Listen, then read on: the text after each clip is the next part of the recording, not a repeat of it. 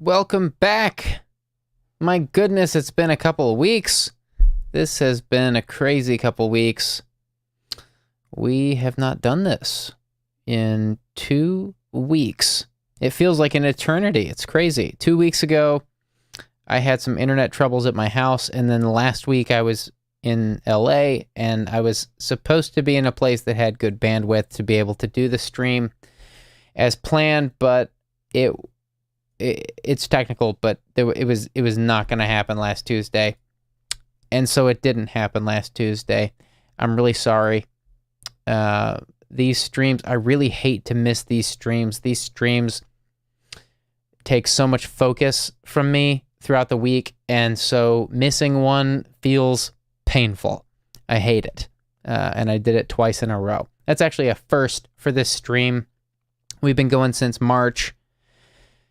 And, missing 2 of them consecutively felt gross. It didn't feel good, but it's what needed to happen, apparently. It was beyond my control. But all that matters is we're here. We're doing it again. And this is the highlight of my week. Always great to see some people here ready to go. We do these streams twice a week on Tuesdays and Thursdays.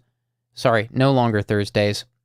I'm in such a habit of saying that. We have recently discontinued Thursdays because time is of the essence. There is so much to be done here. And I can't uphold the twice a week schedule, but my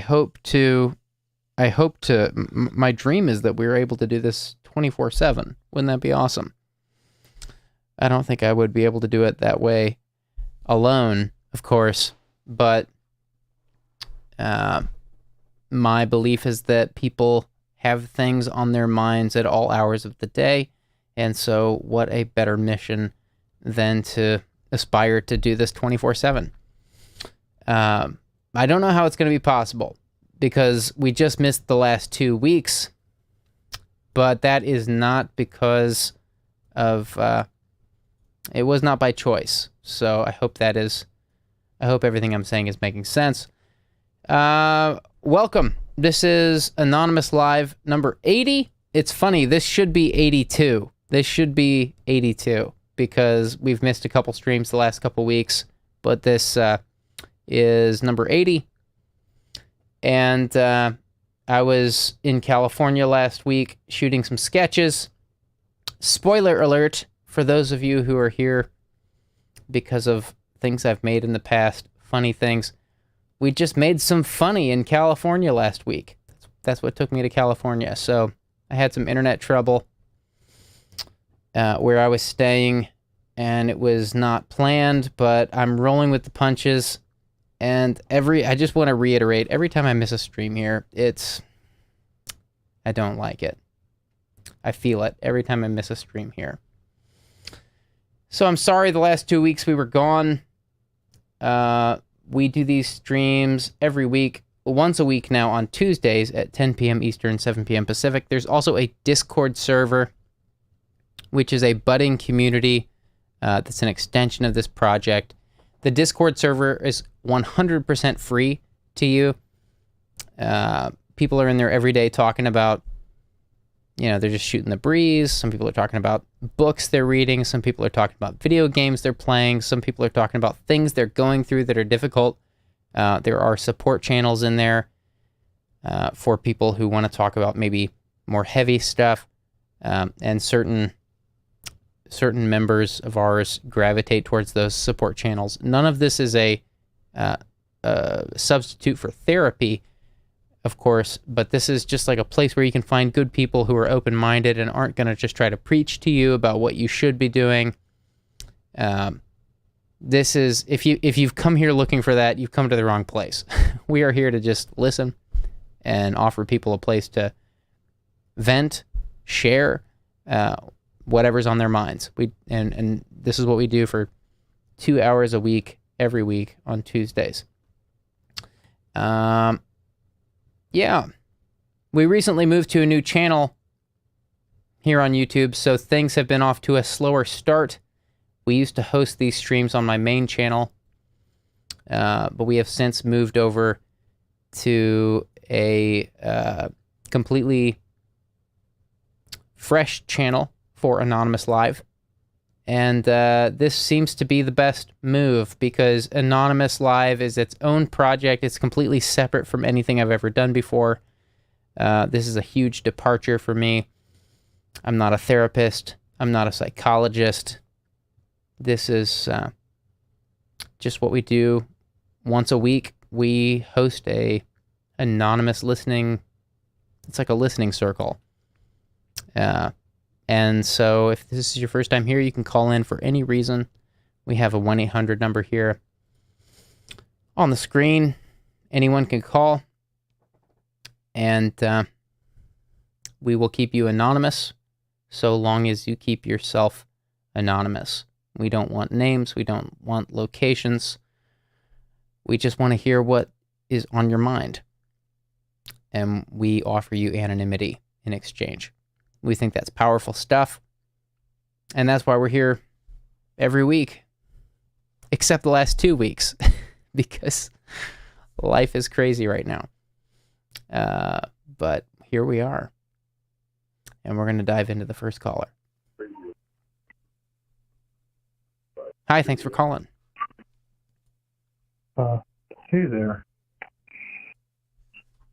Hi. Can we start with your age and a brief intro? I am 26, and I've got a couple big things going on in my life, and a lot of them sort of end up relating back to alcohol, which is the biggest problem.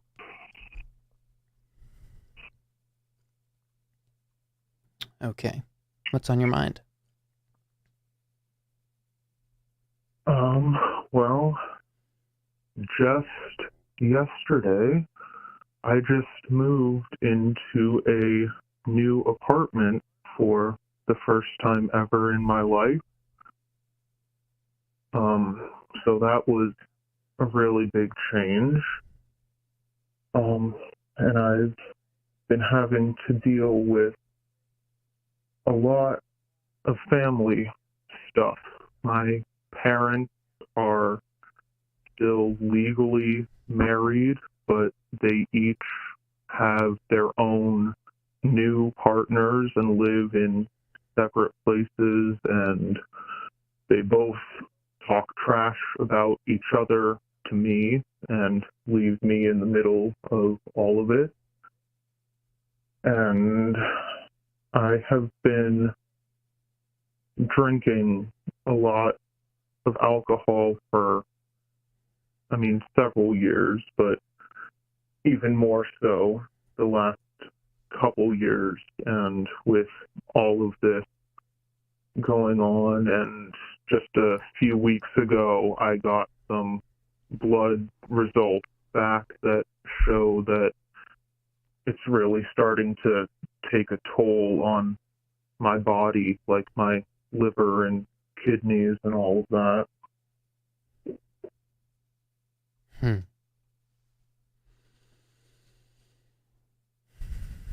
So, if I'm understanding correctly, you're in a difficult home situation or a family situation where things are tense and you have turned to alcohol to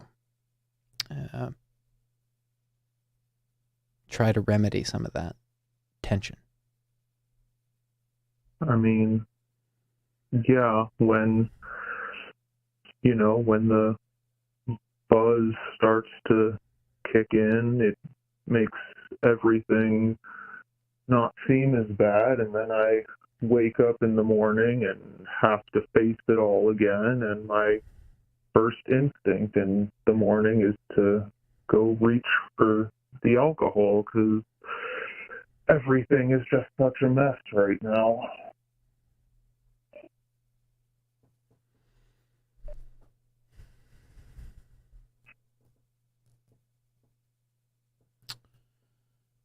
I feel your pain. I understand. I don't understand your situation, but I understand what that feels like to turn to something like that and to think that it would alleviate the pain. And it's interesting the way you say it, because you say that the next morning you wake up just to be confronted by the problem once again when you wake up. So the alcohol gives you some temporary relief, but then when you wake up in the morning, the problem is still there and maybe even worse. Yeah.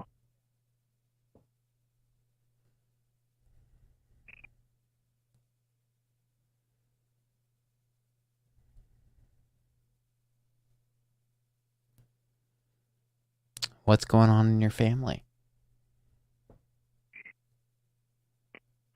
Well, like I said, my parents are still legally married, Mm-hmm. but my father uh, started dating a woman just a couple years ago, and that woman sort of started controlling my life and the entire household. Even though she's not my stepmother, she just started taking control of everything, and my father allowed that to happen because he likes women who do everything. He sees himself as just the money maker, and he likes a woman who can do literally everything else. And my mother is living with a man, and she always talks about how that man is so much better than my father, while my father talks to me about how his partner is so much better than my mother, and they're both dumping all of their emotional stuff on me about each other. And I know I'm not a kid anymore. I'm legally an adult, but I feel like a little kid in the middle of a divorce, even though they're not legally divorced, which makes it all the more complicated.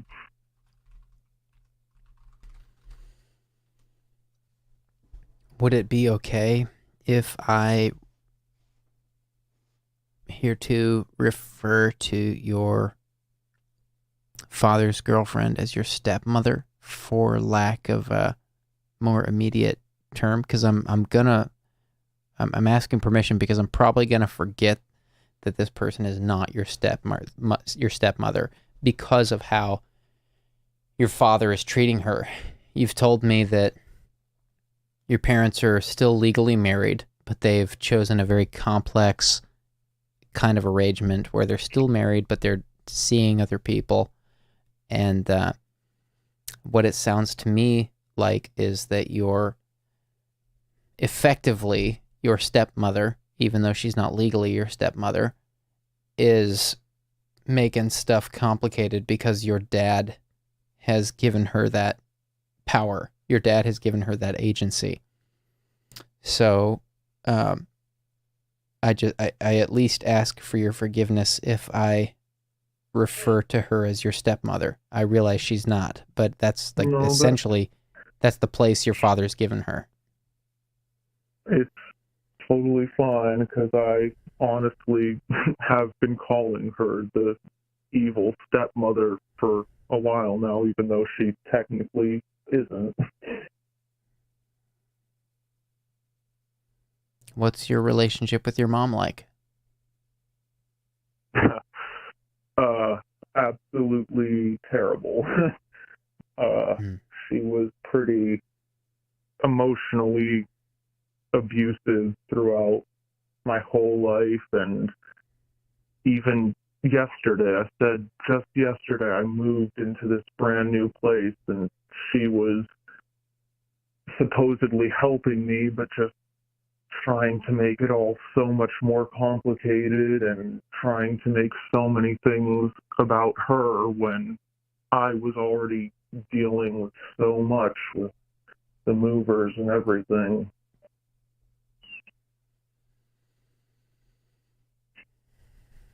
So you don't know your mom very well? I mean, I know, I know that she is a very emotional person. Like, every single thing with her is emotions. She cries at everything, and if she's not crying, then she's like laughing at the top of her lungs. Like, it's only extreme emotions with her. There is no just talking and being rational and like getting things done. Everything is tears and screaming and emotions.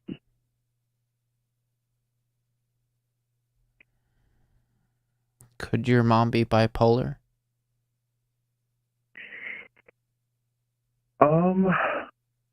I mean, throughout the years, I've wondered about many diagnoses for her. I don't know what the correct diagnosis for her would be. Maybe something like that, maybe something like borderline personality disorder, maybe something like narcissistic personality disorder. I genuinely don't know, but she has never been typical, and that really affected me and my well-being as a child.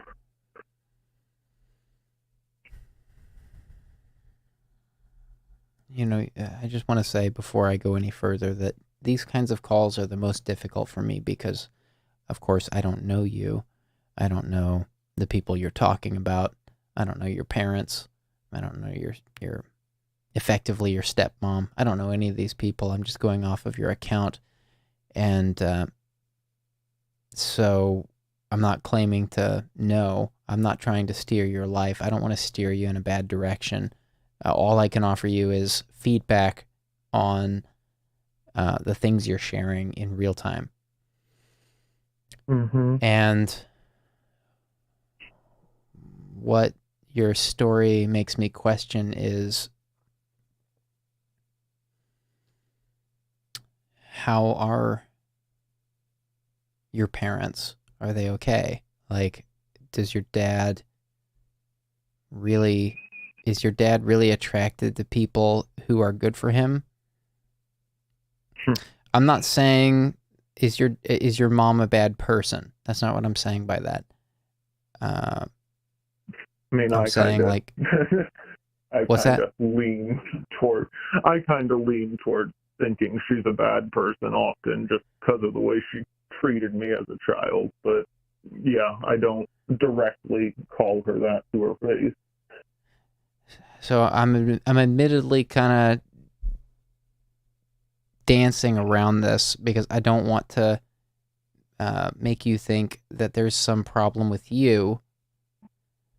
You seem to be seeing this very lucidly, very comprehensively, very you've said a lot of difficult things. Like, nobody wants to just call an anonymous phone line like you're doing right now and share about this stuff the way that you are. So that I have to believe that you're either trolling me, which I don't think is the case, but that's one option, and the other option is that you're telling that your true account of your understanding of your parents. And that stuff is tricky, especially at your age. In your mid-20s, summing up what your parents are, understanding who your parents are, is very difficult because you've had a few years of independence, and you are trying to parse through what they've given you to live by and determine what it is that your life will mean in light of all of that. Some of the things your parents taught you will make it into your operating system as an adult. Surely, on average, at least. And some of it won't. Some of what your parents taught you will be like kind of scrutinized by you as somebody coming into a new chapter of adulthood. You're going to be 30 in a few years.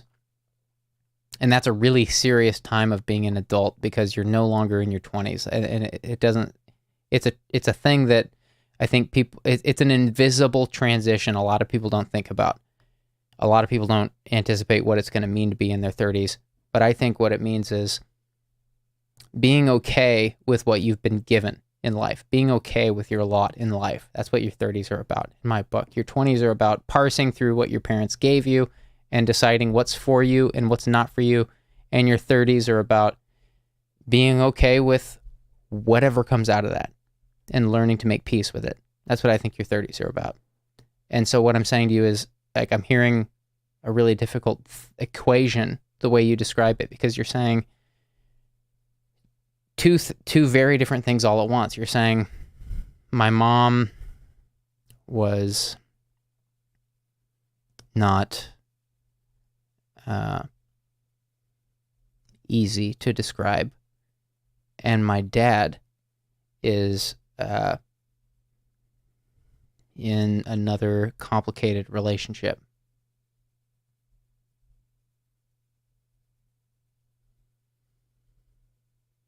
Yeah, well, so, I mean, the thing is, my mother was technically the one at home with me as a kid, but she honestly didn't pay a whole lot of attention to me most of the time. So when you're saying things like, I might hold on to some things they taught me, I honestly don't even know what that would be. Like, when I think of that phrase, what my parents taught me, I don't know. Like, the only things I know from them are my father went to work all day, every day, and my mother was emotional, and I sort of just took care of myself.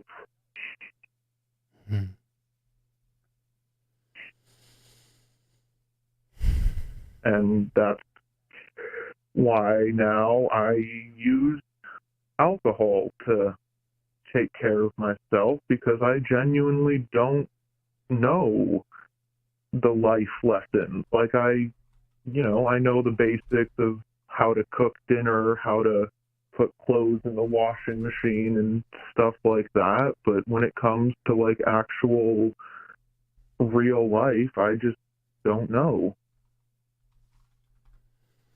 Yeah, that's kind of what I'm slowly inching towards here. I'm trying to do it very carefully, very respectfully, because I don't know you and I don't know what it is you are after. I'm trying to go, I go very slowly on these streams because I don't know anybody I'm talking to, and I don't want to screw up your life. I don't want to tell you something that's off base or sends you down a bad rabbit hole. And I'm not an expert, of course. Like, I trust everybody here knows that at this point, as if they didn't already. Pretty much anybody watching this is presumably watching because of goofy things I've made in the past. Like, I'm not an expert in pretty much anything. So, like, that's why I go so slowly here. And I hope you understand that. I'm not here to tell you what's wrong. I can't tell you what's wrong. Only you can fix your problems, but I'm here to be a sounding board. And what I'm hearing you say is that, let me just cut right to the chase. What I'm hearing you say, again, like, I'm a bit older than you. I'm about 10 years older than you. I don't have all the answers. That's the bad news. I don't have all the answers. But what I'm hearing you ask is a good question. And it sounds like a great question. It sounds like a question I wish I had asked at your age. This is a question I wish I had asked at your age. 10 years ago, 11 years ago, whatever that is. I wish you're holding, let's start with the good news. The good news is you are holding a lot of space for your parents. That says a lot about you.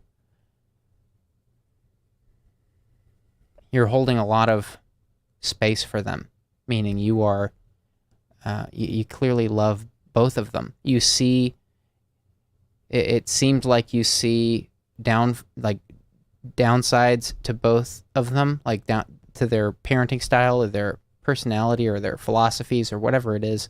You see like a shortcoming, but you also hold an enormous amount of space for them. I'll keep calling it space because that's what it is. It's not like condoning their behavior, but it's like, I'm going to permit you to behave in the way that you're behaving unchecked because I love you.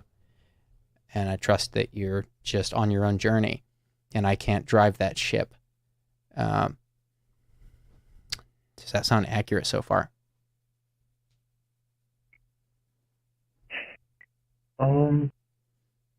I mean, in some ways, yeah. Just a couple days ago, though, I was kind of asking myself if I even know what love is anymore. I have not told my parents that I love them since I was probably like 7 years old.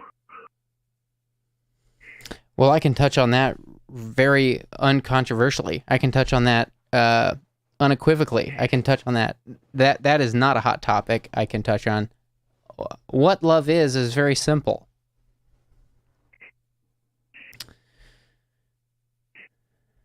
I too have been frustrated by love.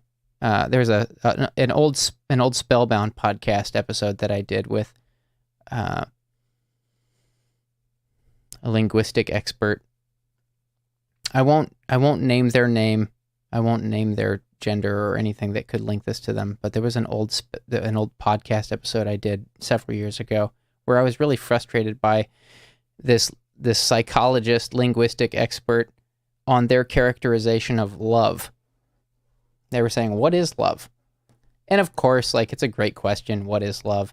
It's a famous 80s song. What is love? Baby, don't hurt me. You know, it's like a great song, you know, it's like, it's a great song for a reason. Great song for a reason.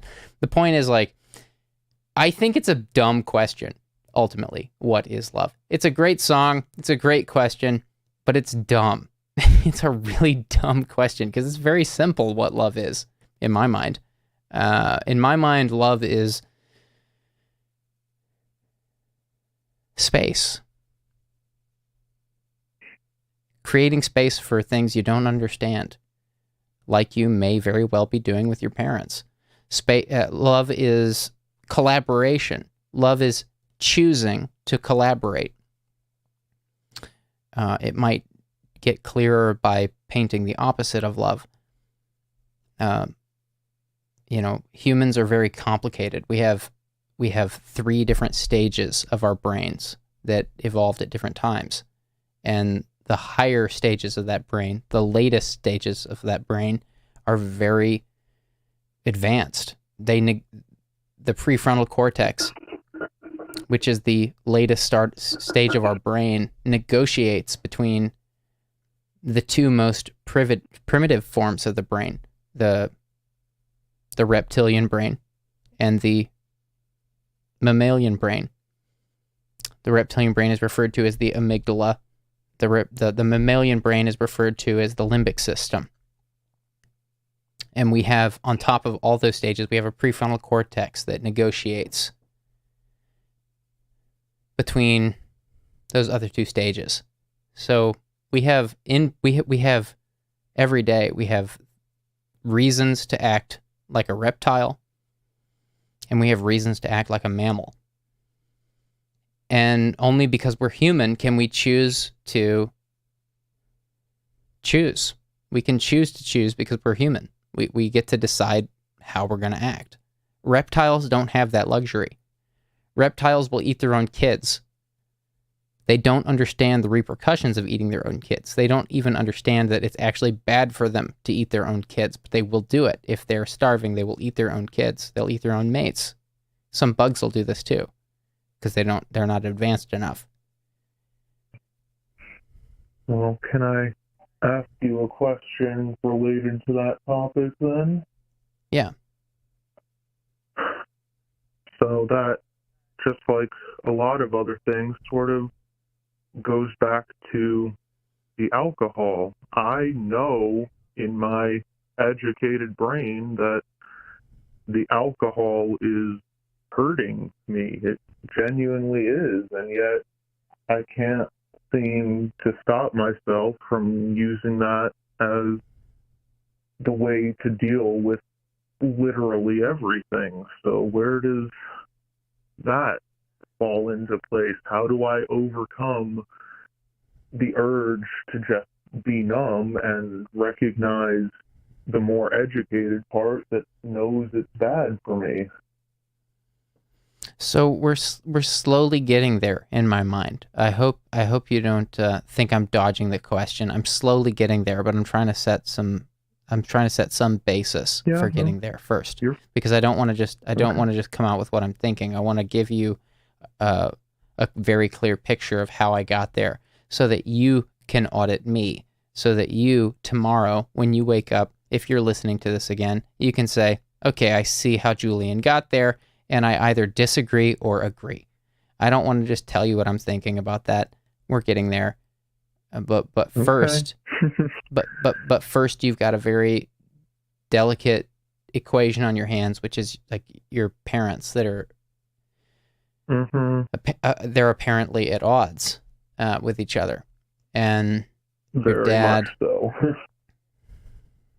You know, I'll get right to the chase, because I said I would do this a minute ago, but we got a little off track. Not off track, but we just got. It wasn't off track. I just went into more detail than I anticipated going into, but I felt it was necessary. Your parents are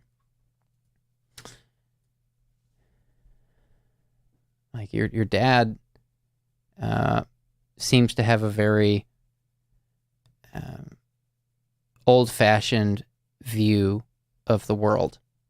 Is that fair to say? Yeah, and both of my parents are actually older. I'm 26, but they're both in their 70s now. Wow. So they had you in their 50s.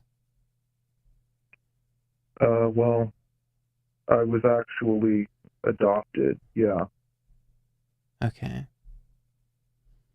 But yeah, they were much older parents than all of my friends ever had.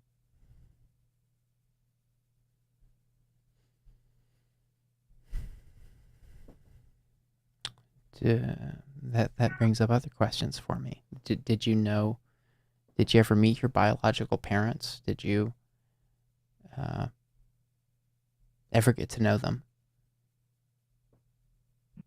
I met my birth mother in person when I was 19 years old, and I have a biological half-sister, and then a lot of stuff happened, and I have not talked to my biological half-sister or my biological mother in several years because of everything that went down.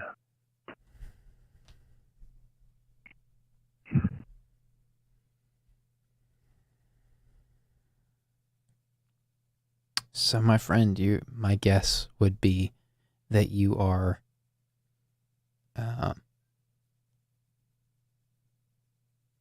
possibly going through a lot of different kinds of information all at once, which might be leading to the alcohol. We're still slowly inching towards that, but you were adopted. You never met your father. It sounds like you met your mother very briefly, but you don't know who she was. And the people who go ahead. Oh, I was just going to say, I didn't meet her till I was a legal adult, so I went my whole childhood without knowing her. And I don't know what that's like, so I should just make that very clear. I don't know what that's like. I can only imagine. So I'm speculating a bit with some of this, but what I'm hearing about the man who was effectively your dad is that he found himself in an impossible marriage. Mm-hmm. So impossible that he's still in it, even though they're both seeing other people. Yeah. And they both sort of blame each other for that, and I'm left hearing all they say about each other. And now we are here to the alcohol, in my mind. Okay. Because if your dad is still searching for a good partner and hasn't found it, it sounds like your dad has found a partner who makes him happy, but makes everybody else's life just as difficult, if not more difficult, than your adopted mother. I mean, yeah, it's really hard to compare the two because my mother, it was more the emotional stuff to deal with. The other person, we'll call her my stepmother for now, she's more about like actual stuff, like you have to do this a certain way, you have to be a certain way, and keeps emotions out of it. So it's two very different situations.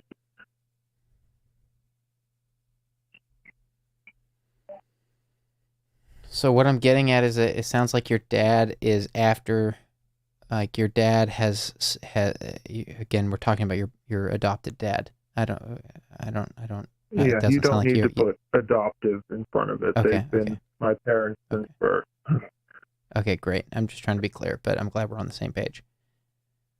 Yeah, no. If you want to refer to the ones who produced me, you could call them my biological parents, but the ones who adopted me are mother and father. I guess I thought it would be less of a blow for what I'm gonna say next, which again, like I can only speculate. I don't know your parents, so I hope you understand. Like, take everything I say with a grain of salt because I don't know you. I don't know your parents. I don't know anybody you're talking about. But from what I'm hearing, and with my life experience, it leads me to ask if your dad has his own demons that he hasn't settled. If your dad has his own demons that he hasn't come to terms with, then there's a chance he married someone who was actually incompatible with him.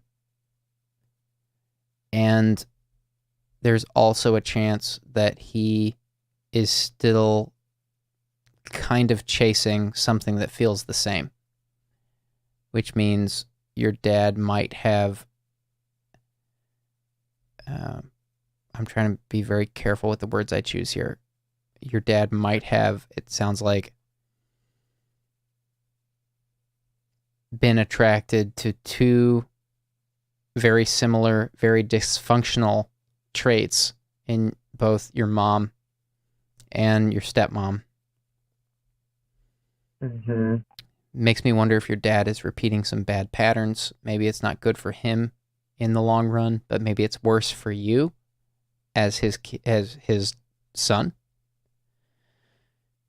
I mean, yeah, it's definitely true. Part of the stuff my mother says to me in private is that he's repeating everything he did with her with the new woman, but then she ends it by morbidly saying that neither of them are going to live long enough for it to turn out the way it turned out between the two of them.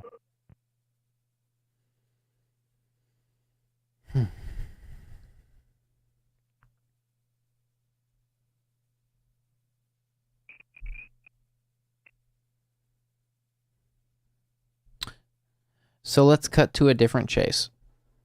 You are Go for it. You are in the middle of this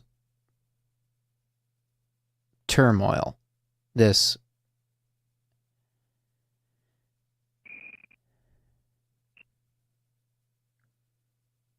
I can't think of a better word than turmoil. It must feel like turmoil. Is there a better word? I mean, I don't know. Yeah, chaos. Those are pretty much synonyms, but yeah. Turmoil and chaos, yeah. And it makes perfect sense that if your parents are in turmoil and chaos, then some of that's going to spill over onto you. Yeah, it's been my entire life. I genuinely don't remember a time ever having a happy family. I remember being like 7 years old and telling the school counselor that my parents should be divorced but weren't.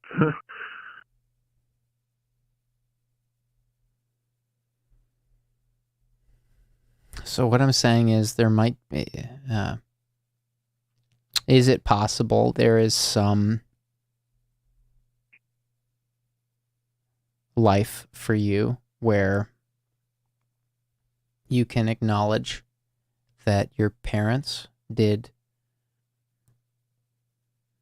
the best they could do, but that won't be as great as the things you will be able to do. And I mean both your biological parents and your adopted parents and your stepmom. I know she's only effectively your stepmom here. She's not legally your stepmom. But for all intents and purposes, is it possible that your parents did the best they could do? All of them. And now it's your turn. And maybe they can learn something from you in time. They won't learn it overnight. I honestly, genuinely have more forgiveness for the biological parents because they gave me up for adoption because they thought they were giving me to a better life, and I can't fault them for that. But with the parents who raised me, I don't know. I mean, it's probably true that they did their best, but I don't know if I can really, truly forgive all of the genuine damage that was done.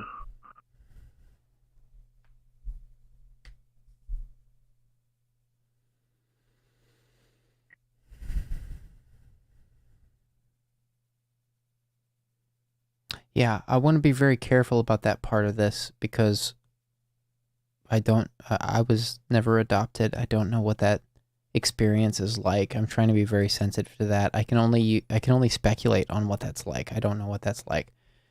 But what I'm getting at is like my parents, first of all, I should say no one is a perfect parent. Yeah. I like to think I'm a better parent than my parents were. And I probably am. I probably am. Man, I'm refraining from so many jokes here. Trying to be respectful. I'm trying to be respectful. But nobody's perfect. Everybody has like a bad day. Everybody has to. Here's the main thing. Like, I'll go off here. I'll spend like 20 seconds describing where I'm coming from, and it might convolute things or it might make it clear. My hope is that it makes it clear. Like, the biggest thing a parent can do, I think, is apologize to their kids. I think that's the single most important thing a parent can do for their kids. Every parent is going to do something wrong. Every parent's going to misstep. Every parent's going to have a bad day. That shit happens to everyone.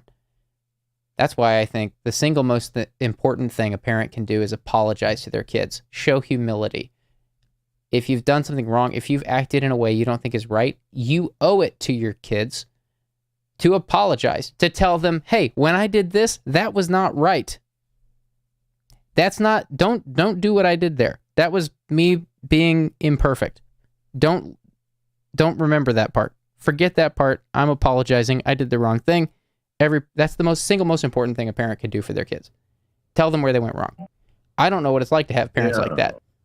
A lot of kids don't know what it's like to have parents like that, unfortunately. But that's the single most important thing I feel I can do for my kids, is to at least apologize when I've done something that I felt was out of character or just not right. Just they get it. They'll trust you more for doing that. So I went off on a little thing there. My point is like I don't know your parents. I don't know how they treated you. I don't know what your childhood experience was like, but it sounds like your dad at least has had a lot of difficult relationships. It sounds like your dad had a very old-fashioned relationship too. It sounds like your dad might have very hard boundaries for what constitutes a relationship, at least a romantic one. In other words, like your dad might think in a marriage, the man makes the money and the woman does everything else. From the sound of it, that tracks, to me at least. There's a lot of people that think that way. A lot of people think that way not for bad reasons. I'm not saying it's a good reason. I'm not saying people should think this way. But I'm saying, like, centuries ago, there were no options for this stuff. Like, now we have options. Now we have technology that makes life easier. Now we can actually, like, have a diverse relationship set with our friends and our partners, and like we have way more options for what a relationship looks like today than we did centuries ago. Just 100, 200 years ago, life was brutal. Much more. Life is still brutal, but it was much more brutal back then. And I think this is why a lot of old-fashioned relationship styles look the way they looked, because they were catering to entropy. You know, like there were no options. Like they didn't have anything they could go off of. So people were forced into these very, what we would now call old-fashioned relationship styles. And yeah, I am more willing to understand my father, because that is just the way he is, and I do get that about him. I don't like it, but I can be understanding about it. Whereas with my mother, relating to the last set of things you said, it's not just that she didn't apologize for anything, it's that everything that ever went wrong, not only did she not apologize, but she somehow made it my fault constantly as a child. And that I don't know if I can forgive, because as an adult now, looking at young children, I can't imagine blaming a child for my emotional problems.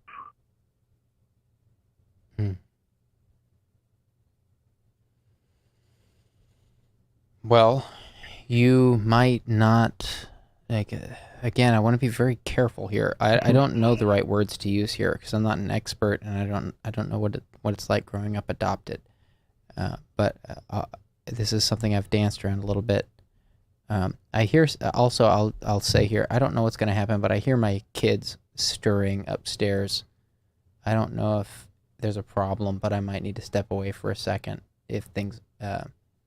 There's a chance I might need to. Yeah, actually, everything okay up there? No. I need to run upstairs and check on my kids. Caller, can you hold with us for just a second? I'm sorry to everybody. I'm coming right back. I need to check on my kids. I'm here alone with my kids. Yeah. Can I come right back? Is that okay? Definitely. Appreciate you doing that.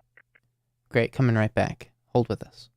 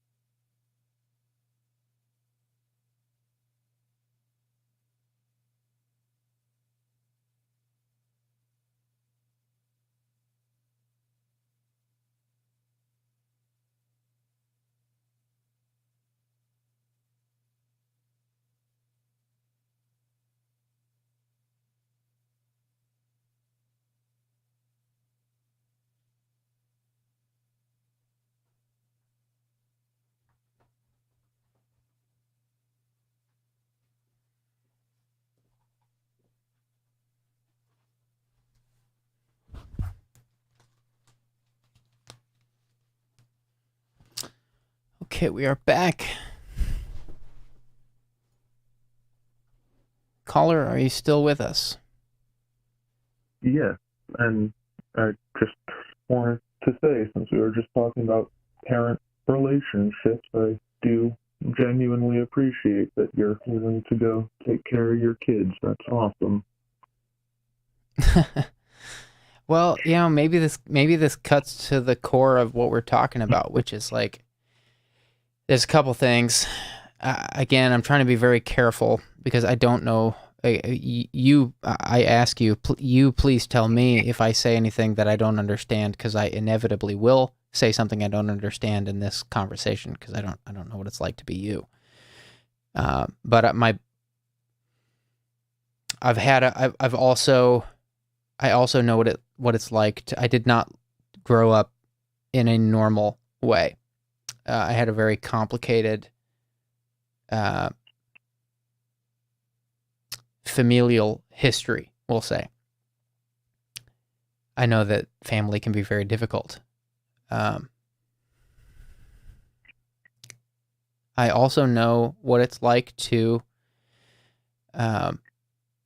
like, when I think about my parents, like, I wasn't adopted.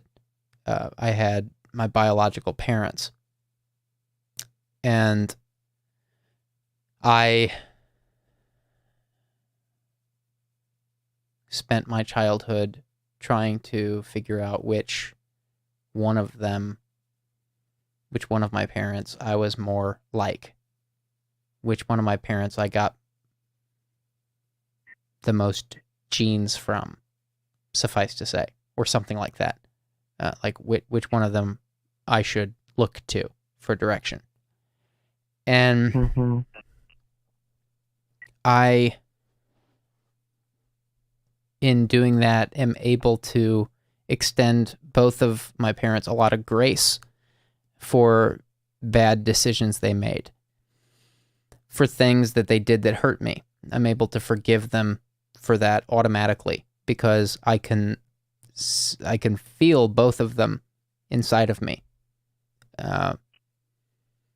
And in some ways, I feel like I'm presented with a choice in life. How am I going to be? What kind of parent am I going to be to my kids? And things like that. I don't know what that's like growing up adopted, but I imagine that the same search is there. Like, in other words, I can only imagine that we're all constantly auditing our caregivers, our legal guardians, our family, our friends, our bosses, our colleagues, our associates, people we barely know. We're constantly auditing all of it, trying to size ourselves up in the equation and figure out, what do I stand for? That's what anybody does in my book, is they audit their surroundings and decide what they're going to stand for. And I don't know what that's like growing up the way that you did. And yet it leads me to wonder if you are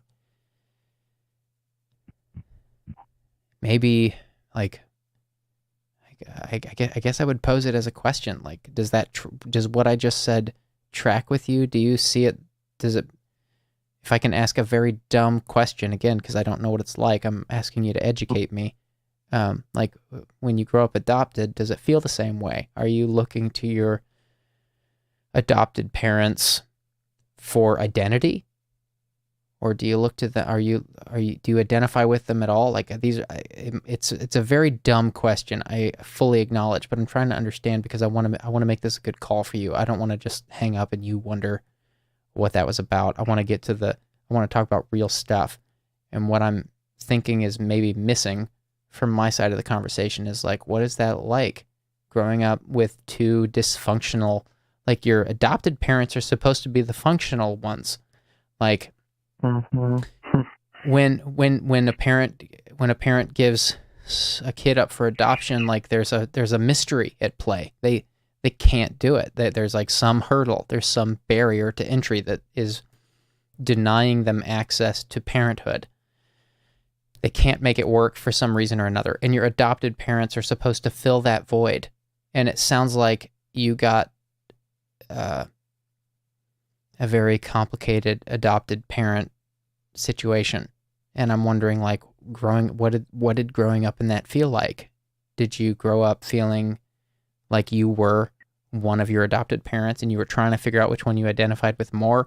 Or was it like something deeper? Like, did you feel like you were searching for your biological parents? Like, well, it's a dumb question, and I hope it's not too sensitive, but I'm asking out of ignorance. I don't know. Yeah, no, you're totally fine. It's a little bit of both, because I'm sort of fortunate in the sense that I was adopted at birth. When my birth mother was still pregnant with me, she found my adoptive parents, and then my adoptive mother was the first one to hold me as soon as I was born, and I went home with them from the hospital, so I literally never knew anything else. And growing up, in some ways it's sort of the same problem that's going on nowadays, that my mother would tell me that I was like my father, but in an insulting way. She would call out all of his bad character traits and tell me that I was like him, and he would do the same thing, point out all of her bad character traits and then tell me that I was like her. But I mean, yeah, as a really young child, I only ever knew them as my parents, and then as a teenager, I did feel like there was kind of something missing. Like, I wished that I could be able to see physical resemblances with family, and wish that I could, be able to see, like, oh, we have the same taste in food because we're related or whatever. And that's not stuff that necessarily exists with adoptive parents. And I mean, yeah, my whole childhood, they were just always against each other. So if I was like one at any given time, it was like a bad thing, according to whichever one was talking to me at the time. So in my mind, you just hit the nail on the head. Do you see it? Well, I don't know. What is it?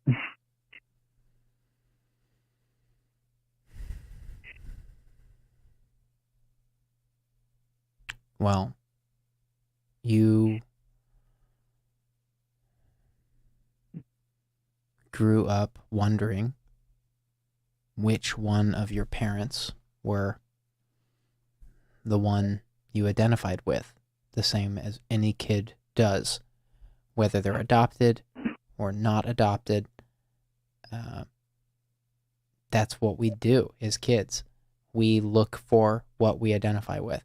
In fact, this is actually I'll go off on another 15-second tangent here on a parenting philosophy that I subscribe to. Kids need to know where the boundaries are, or they revolt. I'll repeat that. If you're a parent of small kids, your kids need boundaries, or they will revolt. They will revolt against you. They will actually disrespect you if you do not give them boundaries. It's not to say that you have to, like, mistreat them or, coerce them into certain types of behavior, but you have to show them what's safe.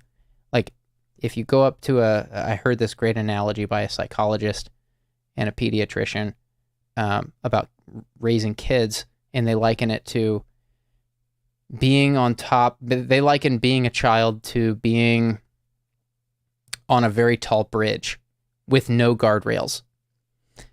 And if a little kid goes up to the side of that bridge with no guardrails and just looks over the side, they're like, oh my God, like the world is a dangerous place. I'm not safe. Like there's nothing keeping me from falling over the side of this bridge except my feet. Like I'm toast, you know? And it's the parent's job to say, look, yeah, that is what we call a fall, and you will die if you go down there. It's my job as a parent to say, nope, you should not go over there. That is a bad idea. Don't just like respect that fall. Respect that thing. Don't go over there. Be careful. That's the parent's job. And we, as kids, we don't always get the benefit of being in a healthy marriage. Like, if you're the household you're raised in, you don't get to choose where you grow up. A lot of us do grow up in dysfunctional homes where you got one party and another party, and this is supposed to be a marriage or a partnership of some kind, and these people are supposed to be working together, and yet all they do is trash each other. And you just said that it sounds like you see redeeming qualities in both of your parents, but you didn't feel safe identifying with either one of them, because the second you did that, the other parent would be there being like, oh, you're identifying with that in that person? Like, that this person is like, you can't identify with that. That's a horrible idea. This is dangerous. This person's dangerous. It doesn't feel like you were ever allowed to feel safe in appreciating the redeeming qualities of your parents. And that's not on you. That's on your parents. I mean, yeah, relating to the last thing you just said with my mother, it was sort of like, do whatever you want because I'm not paying attention. And then when I would inevitably get hurt, she would then tell me afterwards how stupid I had been.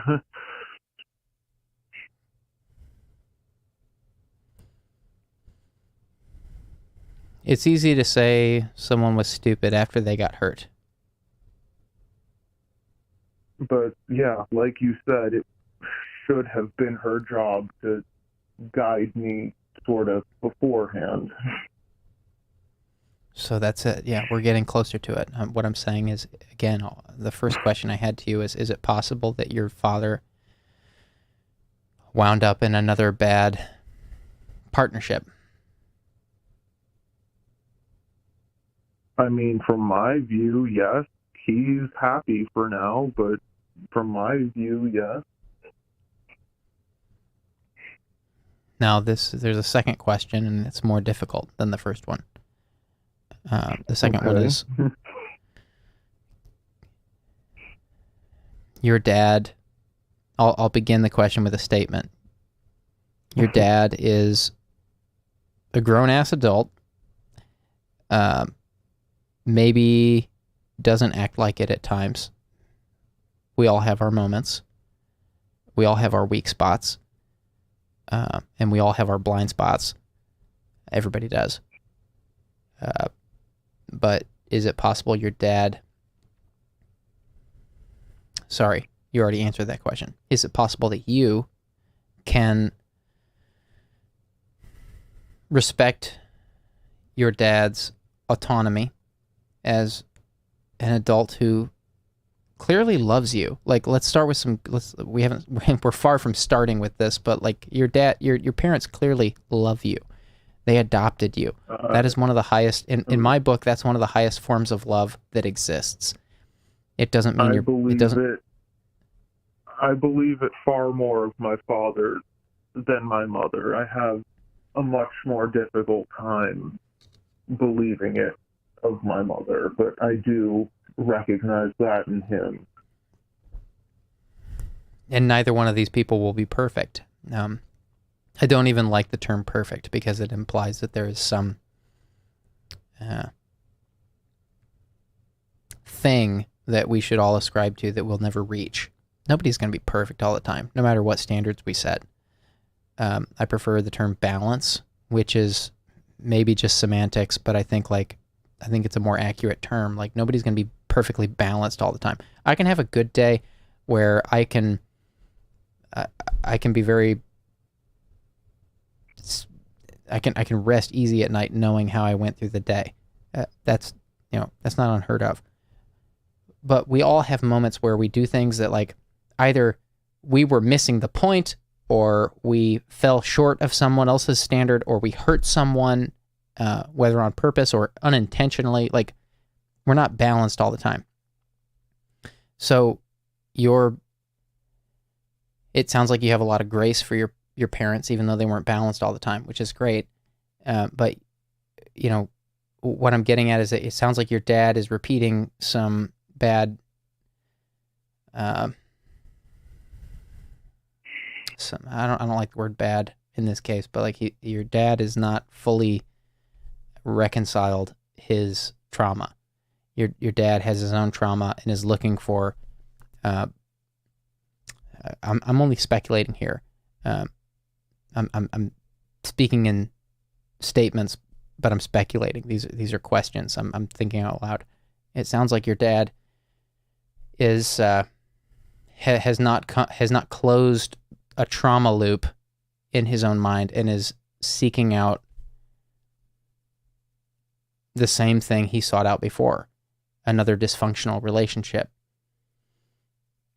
It doesn't seem like a wild guess to me, because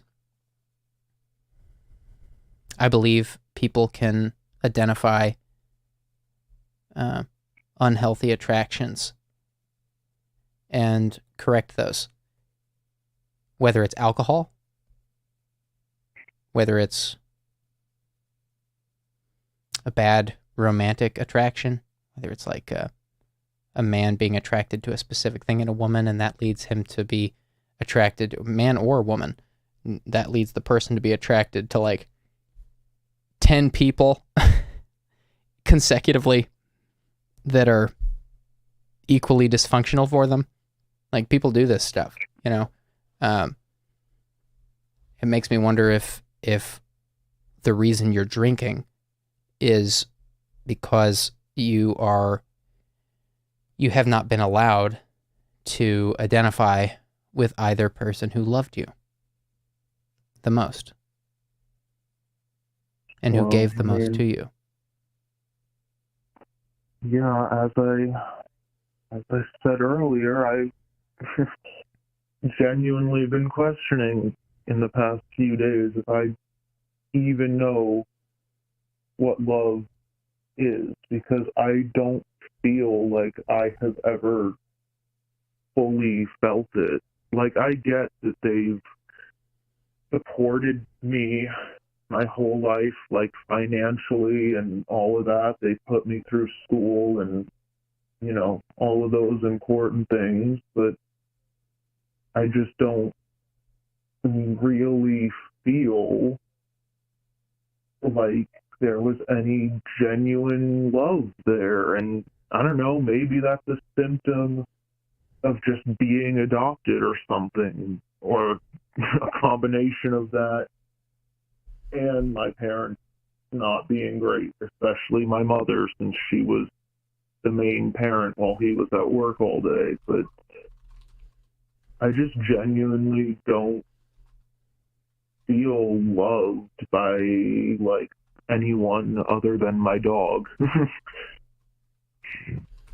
Well, you just reminded me of another loop we didn't close while mentioning the best icon of it, which is a dog. You mentioned your dog, and you never feel loved more by anything but your dog. And I'm apologizing that I didn't close that loop, but you raised another good point. What is love? Dogs might be the best animal at demonstrating love as we know it on Earth. Not least of which because they were amongst the world's first pack animals. They were amongst the first animals alive to prove that collaboration, cooperation, empathy, love goes a lot further than selfishness does. again, like for at least 50 million years, this world had nothing but fish and reptiles on it. And reptiles eat their kids, they eat their mates, they eat anything it'll take to survive. Reptiles are master survivors for the first 50 million years, allegedly, according to, I realize people think different things about this stuff, but, suffice to say, reptiles were here a lot longer than mammals. Mammals came along and said, no, we can actually survive a lot better by working together. And that was the justification for mammals. That was the justification for mammals appearing evolutionarily, because how could anything survive better? Like, you would think that something that will eat their kids and mates, you would think that thing would be the best survivor. But it turns out we survive better when we work together. We survive better when we sacrifice our own will for the greater good of the group. We survive better when we have empathy. We survive better when we cooperate, when we collaborate, when we trade. And there's never been a reptilian civilization. There's never been... According to some conspiracy theorists.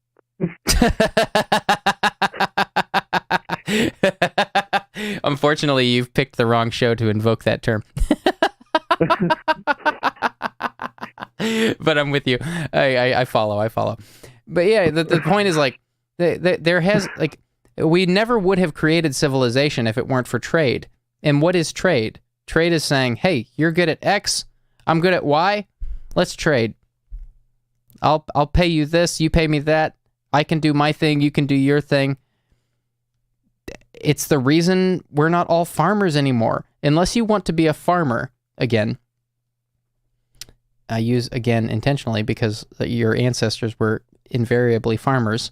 Unless you want to be a farmer again, then you value trade. You value this very thing I'm talking about, which is love. We're getting at what is love.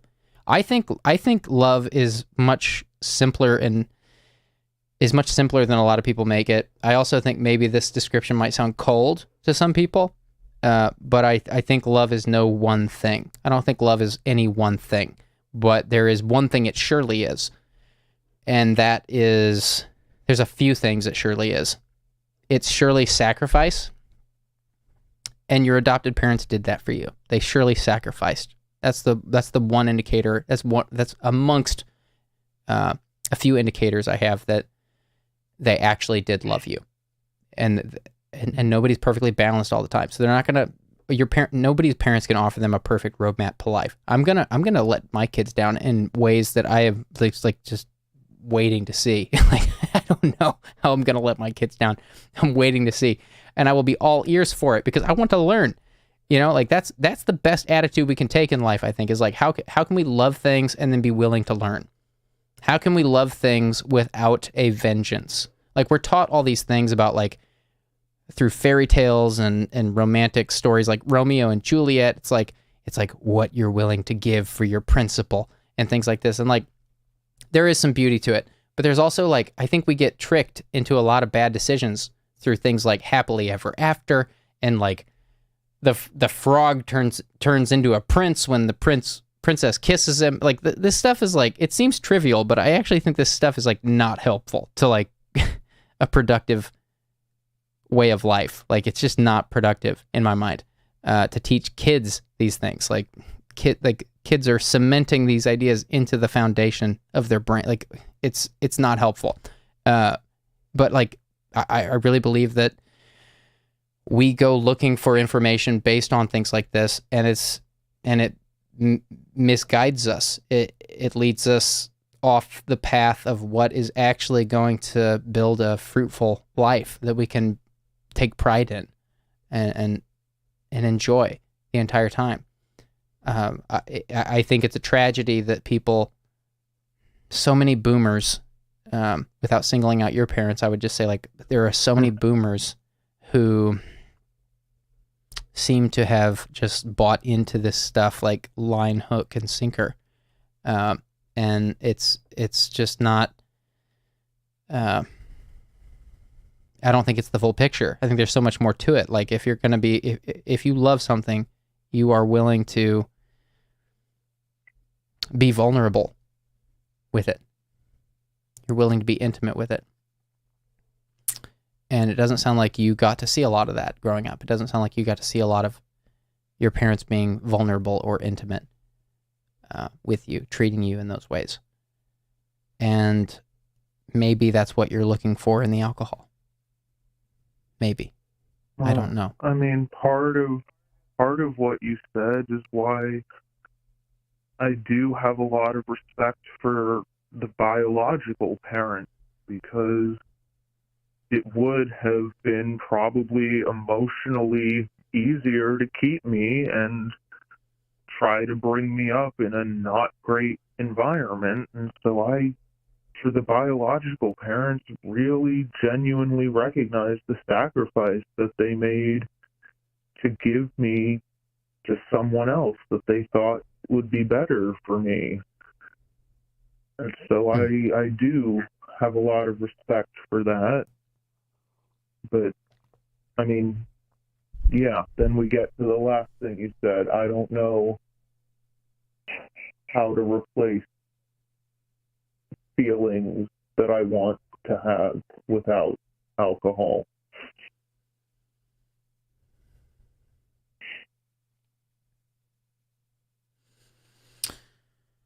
Is it possible that what you're looking for in the alcohol could be found in a book? I genuinely don't know. The main thing that I'm looking for with it is just to not be in pain all the time.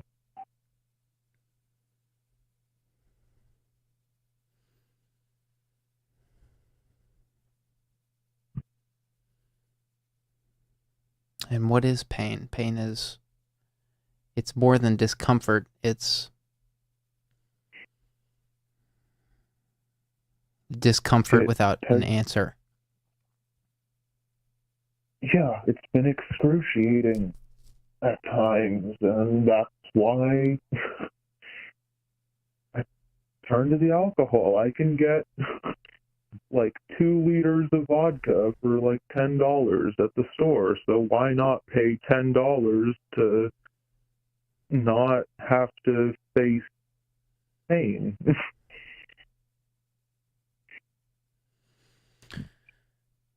Well,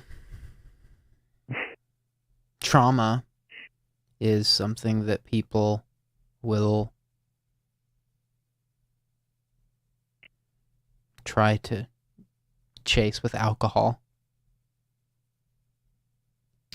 And alcohol has a 100% failure rate in relieving the trauma.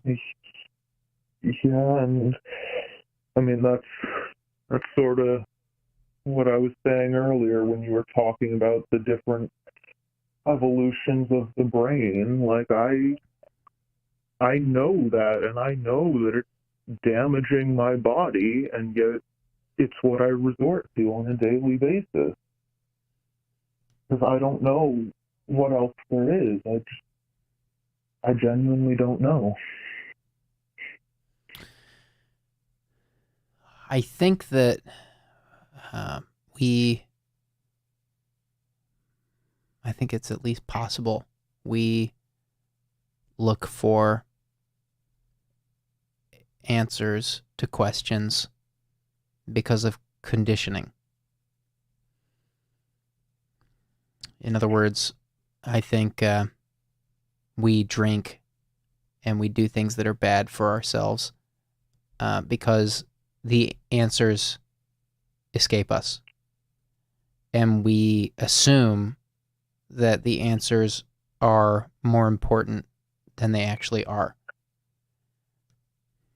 So to put it even more simply, I would say, I think people drink because they think the answers they don't have are answers everybody else has. I don't know if that's any clearer. I mean, to a certain extent, but I mean, at this point, it's so bad that, like, I just don't even know how to do basic stuff without drinking. Like, how could I enjoy eating dinner without drinking? How could I enjoy listening to music without drinking? It all just, like, there's nothing that gives me emotions unless I have alcohol in my system.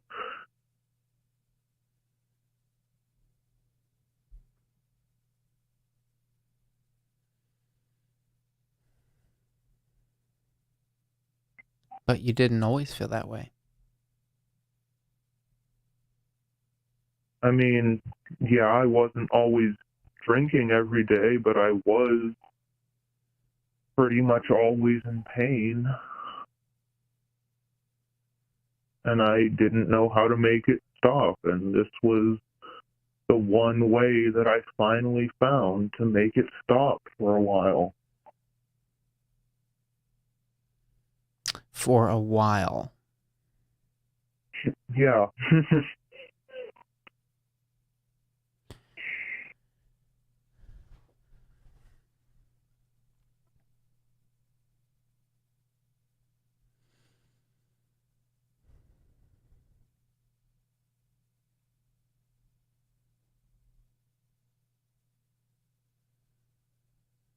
Again, I want to say it feels like it sounds to me like you're looking for something. Like you're looking for something that you deserve. Just to not be in pain every day. You were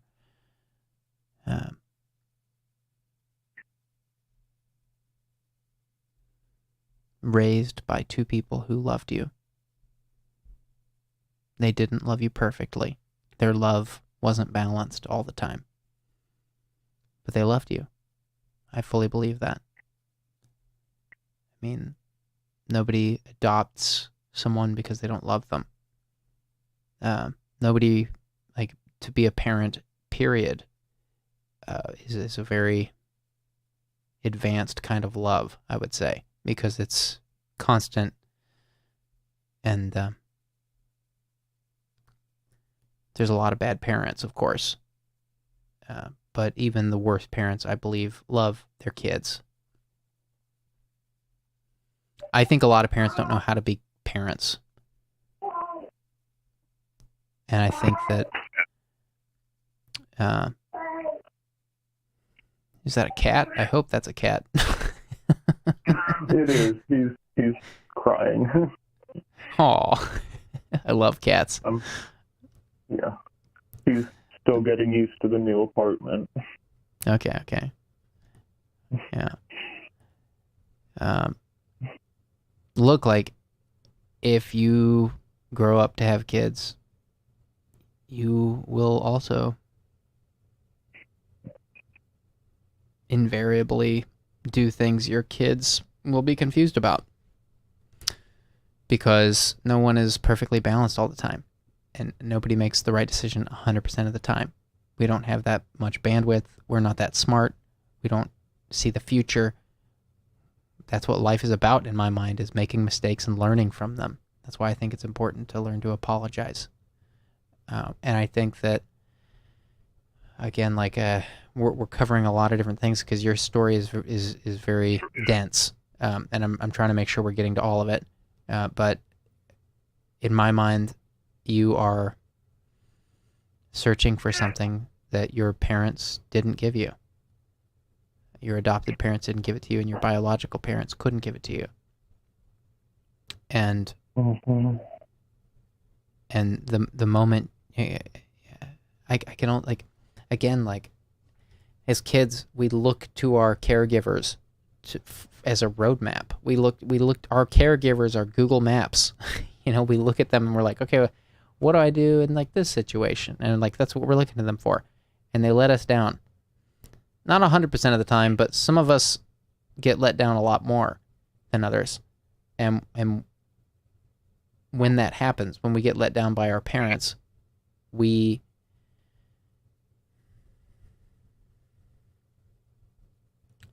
and especially when we try to latch on to redeeming qualities of our parents, and then we're guilted over that. Like you were saying, if I tried to like be like my dad in a certain situation or my mom in another situation, I would just get ridiculed. I just want to point out that's not healthy. At least that part I can say with confidence. At least that part is not healthy. I don't know, without getting granular, I don't know, I'm not going to weigh in on like which specific cases your mom or your dad were right, because I don't know. These are short calls we do here.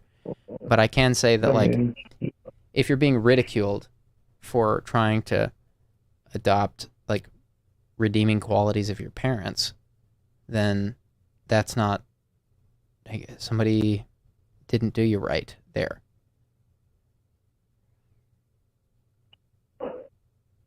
Yeah. Yeah. And that might be why you're confused.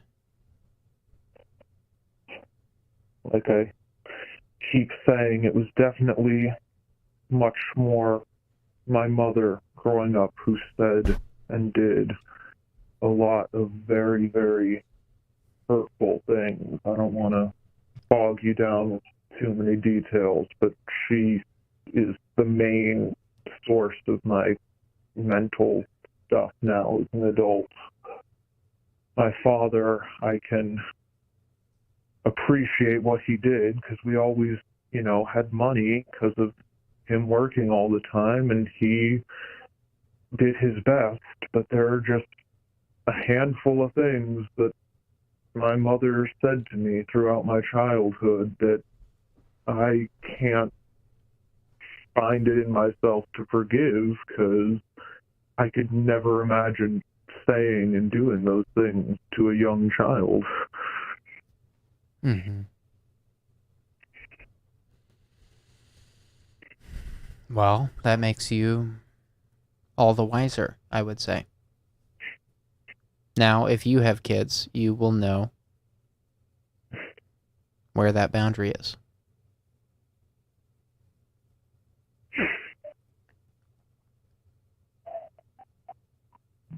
I mean, I would hope so. You will. I mean, like, you will. I'll share one quick anecdote. Like, one thing that she repeatedly did in my childhood was she would ask me if I wanted to go back to where I was born, like in a derogatory way. When I was acting up as an adopted child, she was like, well, do you want to go back? And That's can't fucked up, my imagine friend. That's fucked up. I'm sorry. I can't imagine ever adopting a child and repeatedly threatening them with that. That's fucked up, my friend. I'm really sorry. I don't know what words there are. That's not what you needed to hear in that moment. I'm really sorry. So, I mean, yeah, I can't apologize on behalf of your mother, but I can apologize on behalf of the human race. I'm sorry. Like, that's nobody should hear that. Nobody should hear things like that. That is not what you needed to hear. So, yeah, when I say that I never really truly felt loved, it was because of things like that. You are loved.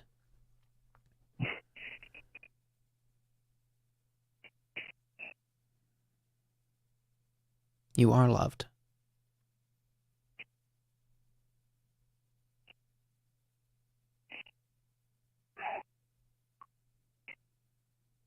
Your parents should have been the people to demonstrate to you what love looks like. And doesn't sound like they were the best gatekeepers of that. But they must have loved you. It must have been a human love, the kind of love that's not perfect. And they didn't know how to apologize, which makes it even rougher.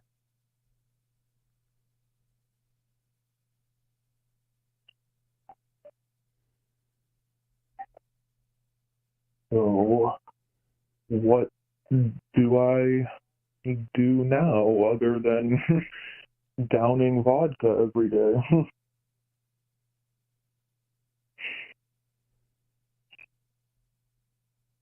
Do you love yourself? I honestly don't know. What do you love about yourself?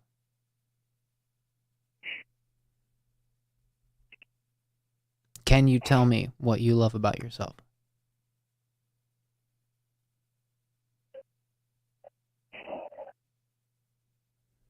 I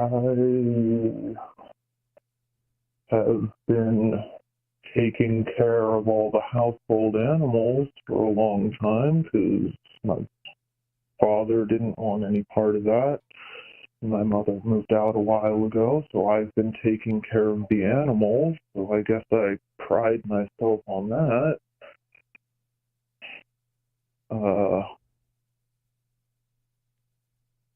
But I genuinely don't know. There isn't a lot. I criticize myself for almost everything because that's what my mother did my whole life. No matter what I ever did, there was always something I did wrong. And she would tell me that I needed to be more introspective and look at what I did wrong so that I could learn from it and not be wrong again in the future, and then I would do something else wrong in the future.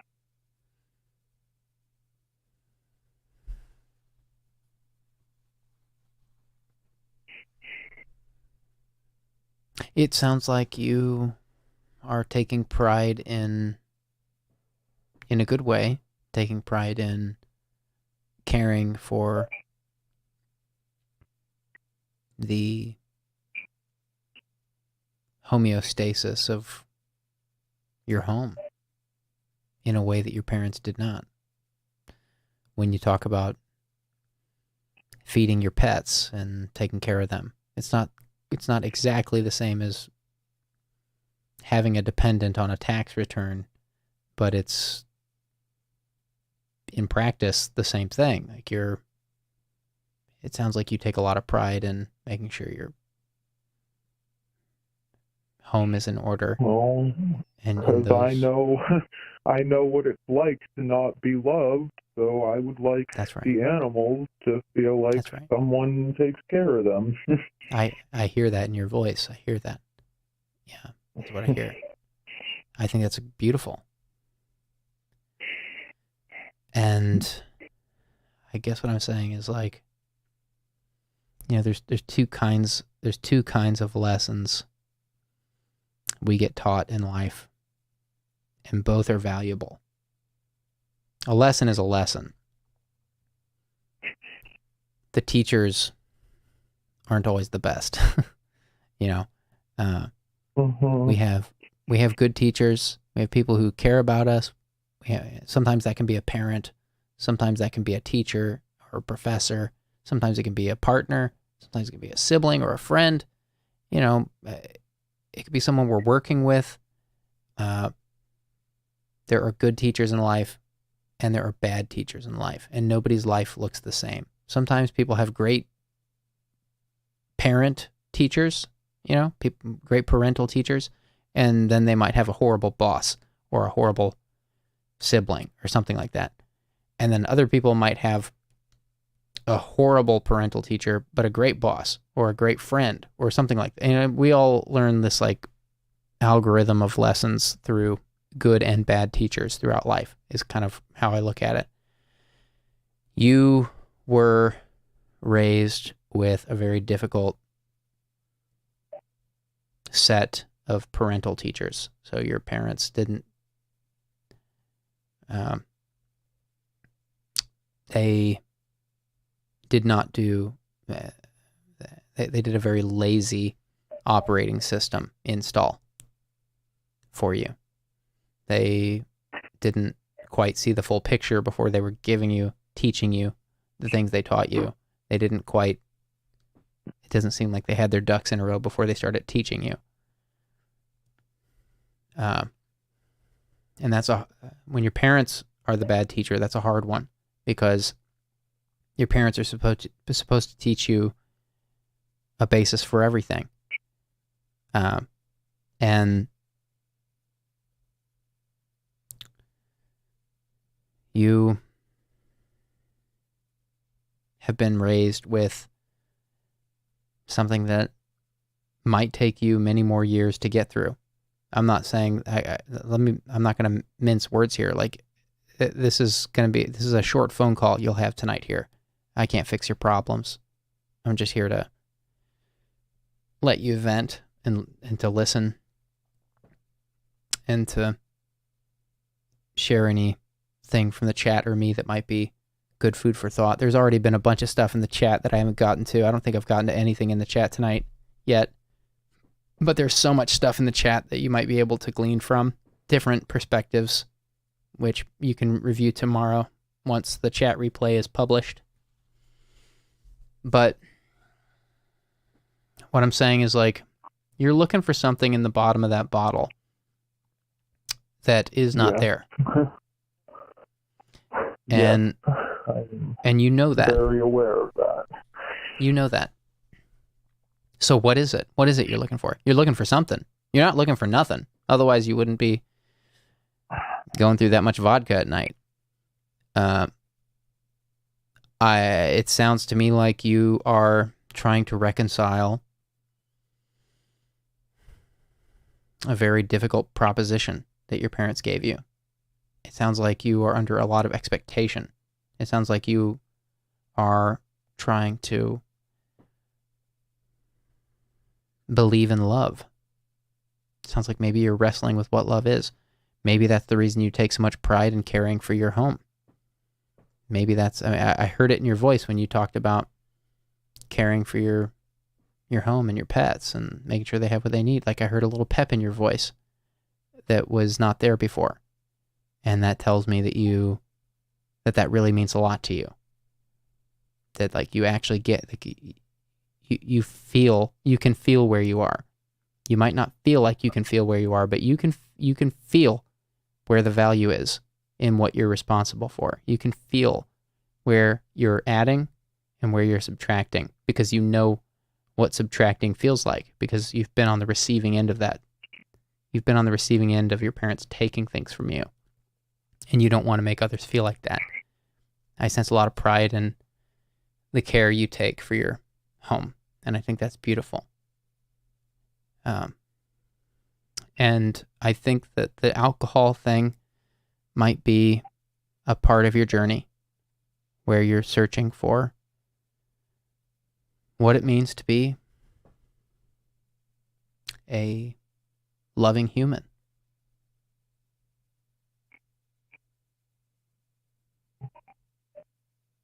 Yeah, it definitely is.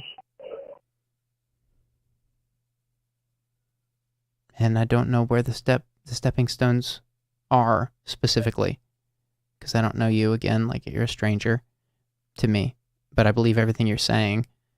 I'm just saying, like, I don't know where the stepping stones are for you, but I feel like I know where the last stone is, and I think that the last stone is you figuring out what's important to you in life, you figuring out what love means. You asked early on, what is love? I think love is forgiveness. I think love is cooperating with jackasses. I think love is, I think it takes love to cooperate with the jackass. Like, we are all going to be jackasses a lot of the time. And not always by choice. Sometimes people just don't see something, and it takes someone loving to come in and say, well, what about this? And What better person to do that than someone who has felt the hurt that you felt? What better person to come in and set the record straight for what love is?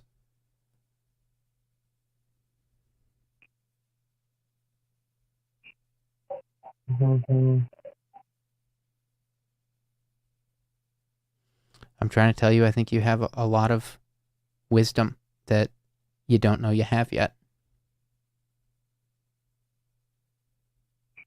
But it's in there.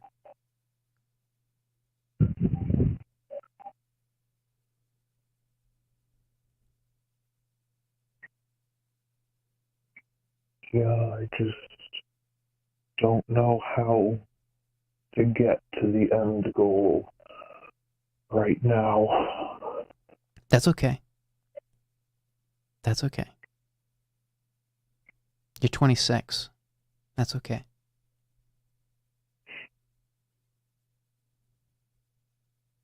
A lot of people ask questions like these at your age. I did.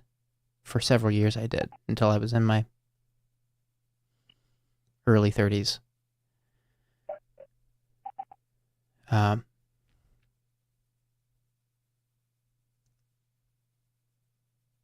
It's okay where you are. I don't love to hear that you are...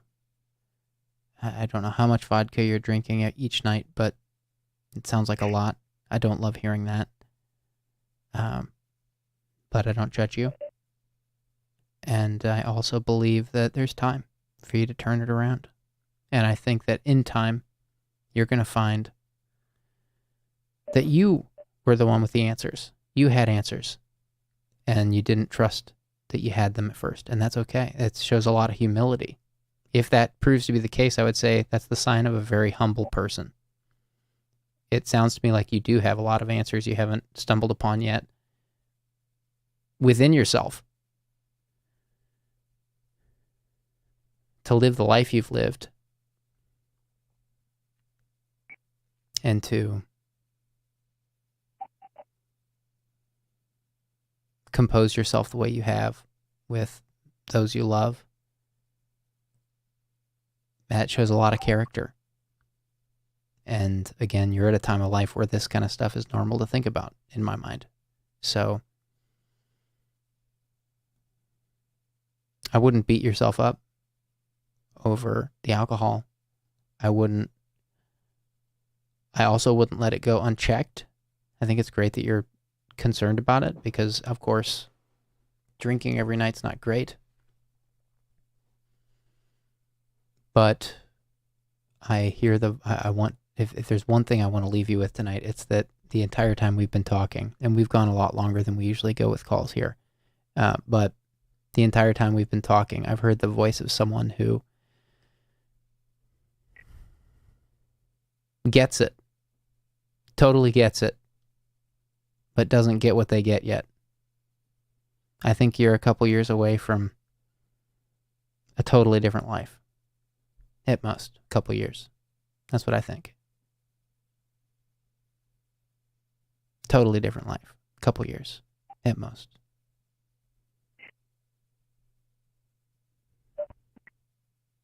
Guess we'll have to see. A couple years sounds like a long time. Maybe. I don't know.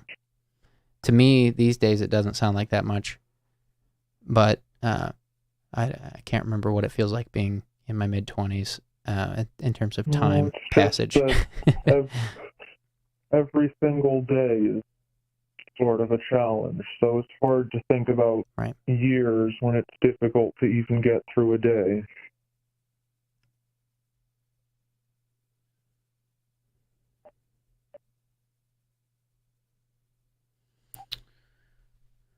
What do you think life's about? What do you think the meaning of life is? I genuinely have no idea anymore. I mean, I guess in the strictest terms, it's about reproducing the next generation, but I don't know in a more philosophical sense. I resent that notion and reject it, that Hawkins, sorry, not Hawkins, that wasn't Hawkins, that was, who was it? The Selfish Gene, who wrote Selfish Gene? I know his name. What's his name? Who wrote The Selfish Gene? Famous scientist. What's his name? I'm blanking because it's getting late. Not Hawkins. Someone's going to put it in the chat. I know it. Someone I've always wanted to talk to, in fact. But I resent that notion of the selfish gene and life is just about reproducing. It's way too simple. Dawkins, thank you, E minor. Richard Dawkins. Dawkins, not Hawkins. Richard Dawkins. I resent that from Richard Dawkins. Thank you, chat. That life is just about reproducing. I resent that and reject it completely. It's not about, it can't be that simple. If it were that simple, we would have stopped evolving at reptiles. We would have stopped evolving millions of years ago. I don't claim to know what life's about, but I can say what it's at least about. I think we're left to wonder what life is about. I think that's part of what life is about, is wondering what life is about. But I can tell you one thing I wholeheartedly believe it's about, which is very simple, which is compassion, respect, love, trade, collaboration. Those might sound like 6 different things, but they're all the same thing. It's just acknowledging that someone else might have something you don't have, and you might be better off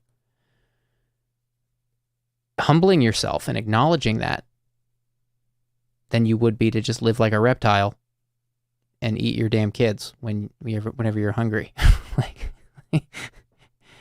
like if there's one thing life's about, it's definitely about caring about what we have. I don't know why else we would have evolved this level of intelligence here if that weren't important. So at the very least, we need to be good stewards of what we have. We need to be good caretakers. We need to be good lovers. We need to be good partners. We need to be good friends. We need to be good colleagues, good associates, be good employees, whatever we are. We need to be good ones, because trade is important. And this whole thing fails. Life fails if we can't cooperate, if we can't collaborate, if we can't claim we have something someone else wants, and also that someone else has something we want, then life is not worth anything. We need to be able to humbly trade with people, relationally, professionally, and I think that we've been given very bad examples of that. I think a lot of people go through their entire lives without appreciating that sentiment. And it's part of the reason I ask you, what do you appreciate about yourself? Because that's part of it. Doesn't mean you need to be braggadocious or gloaty or, run around saying why you're better than other people, but can you appreciate something about yourself? Can you steel man yourself? And can you steel man the rest of the equation of love? I think it's important.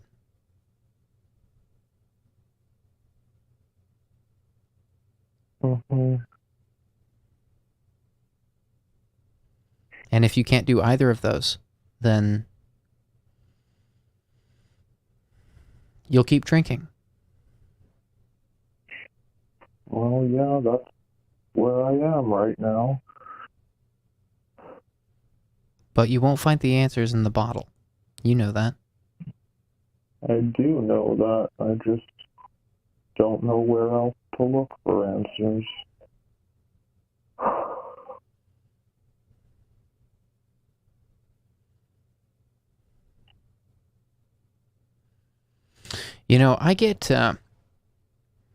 I'm going to go, I want to first acknowledge we've started a little late. I'm going to go a little bit later tonight, but I can't go too late. This is going to be our only call tonight. This is definitely one of the longer calls we've had on the entire stream. We usually try to keep calls to about 30 minutes here. But we have found ourselves in the middle of a very unique conversation, and so I'm taking my time. So I'm just acknowledging we will not be taking any other calls tonight. But I also just want to... There's a couple things I want to say, and I'm like, there's so much here. We might not get to the bottom of all of this tonight. We probably won't. But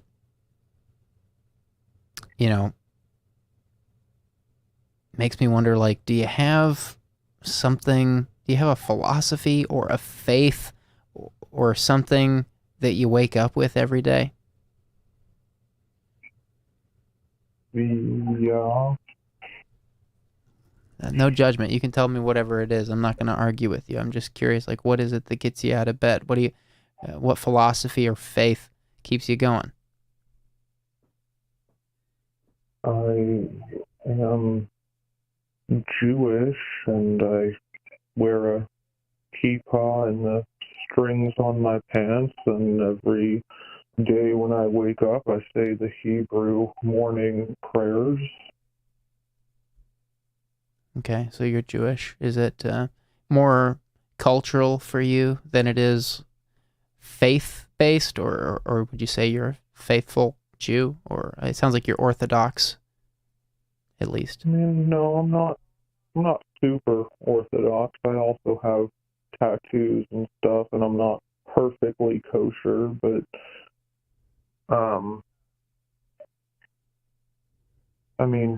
yeah, I don't know. I am pretty Jewish. I try to read the weekly Torah portion every week, and I like praying for my food and being thankful to have food and things of that sort.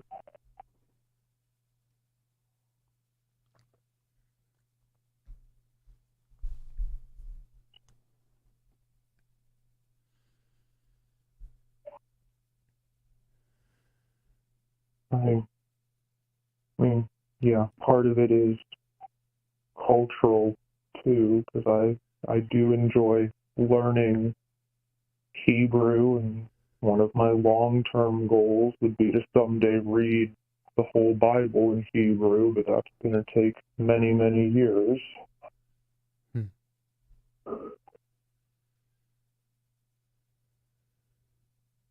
How do you envision the significance of your life in the world?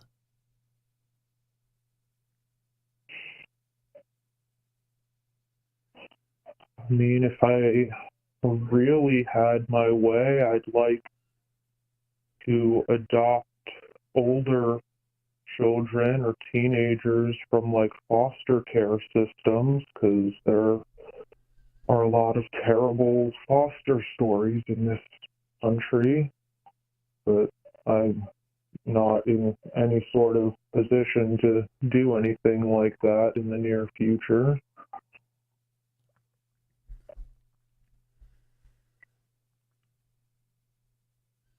So I want to point something out. You are clearly very intelligent. I'm taking a couple of different cues to arrive there, but the main one I keep coming back to is you have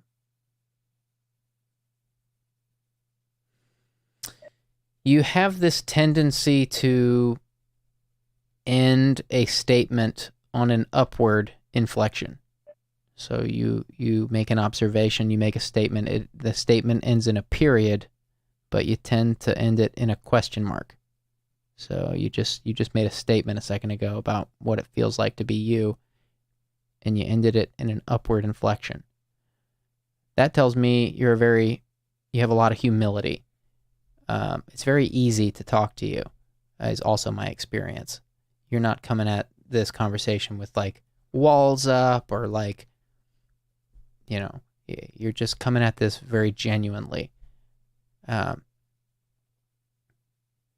think it says a lot about somebody if they end a statement with an upward inflection in the way that you just did.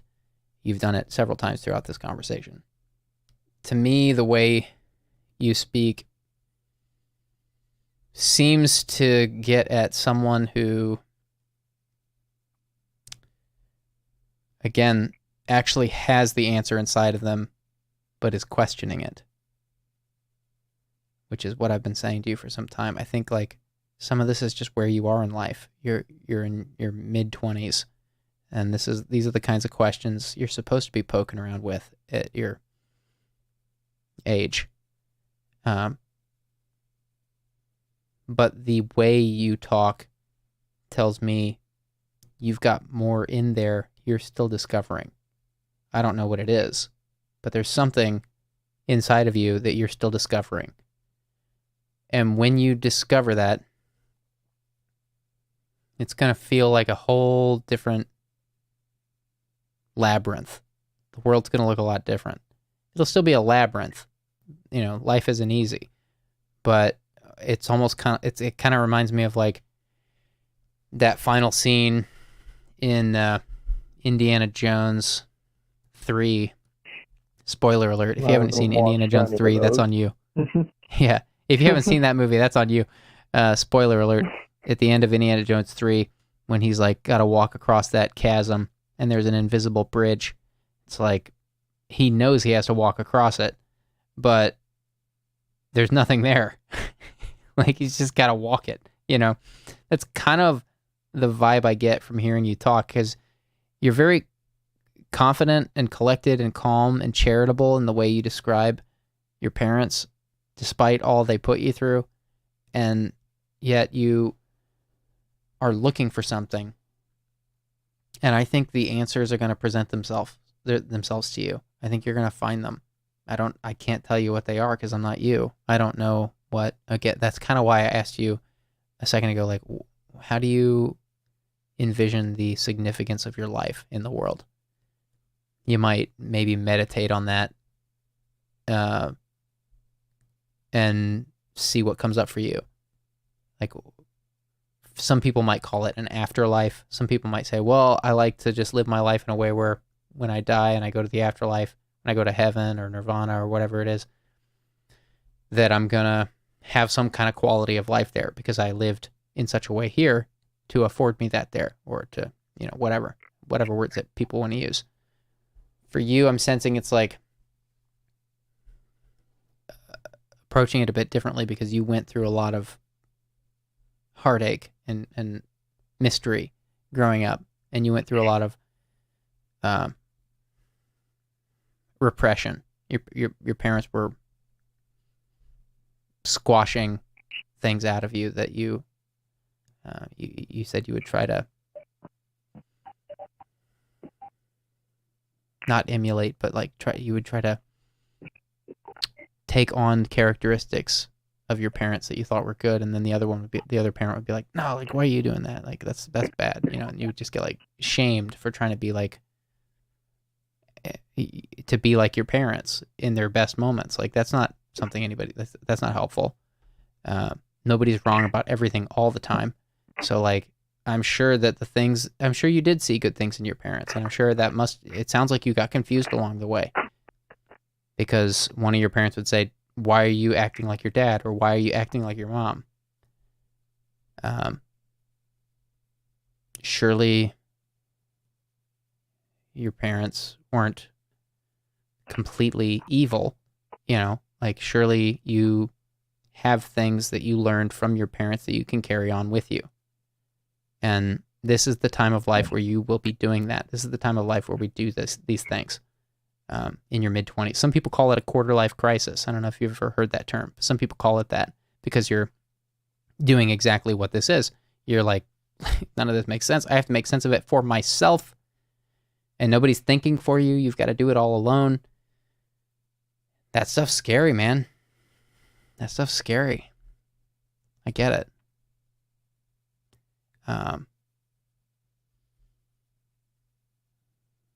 The alcohol thing I'm hearing is a concern for you, and I'm feeling like maybe we haven't talked about that enough tonight. But to me, it seemed like it wasn't just alcohol. It seemed like there's something beneath the alcohol that's driving you to the alcohol.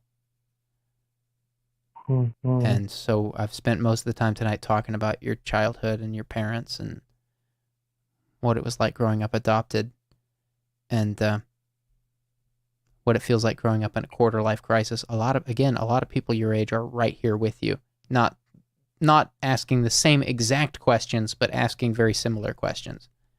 And it sounds like you are being driven to the alcohol because your life has been confusing.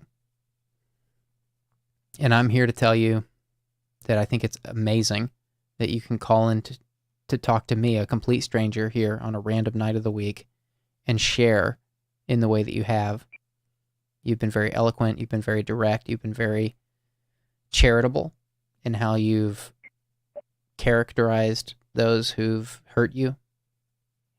Your parents weren't perfect parents, and you've been very charitable in how you depicted that. I hear the voice of a radiant individual. I hear the voice of somebody who's going through a lot and is asking a lot of questions and is looking for answers. And I guess if I could leave you with one thing, it would be that you will arrive at the answers more quickly without chasing a bottle. Whatever it is you're looking for, you'll find it quicker without chasing the end of a bottle.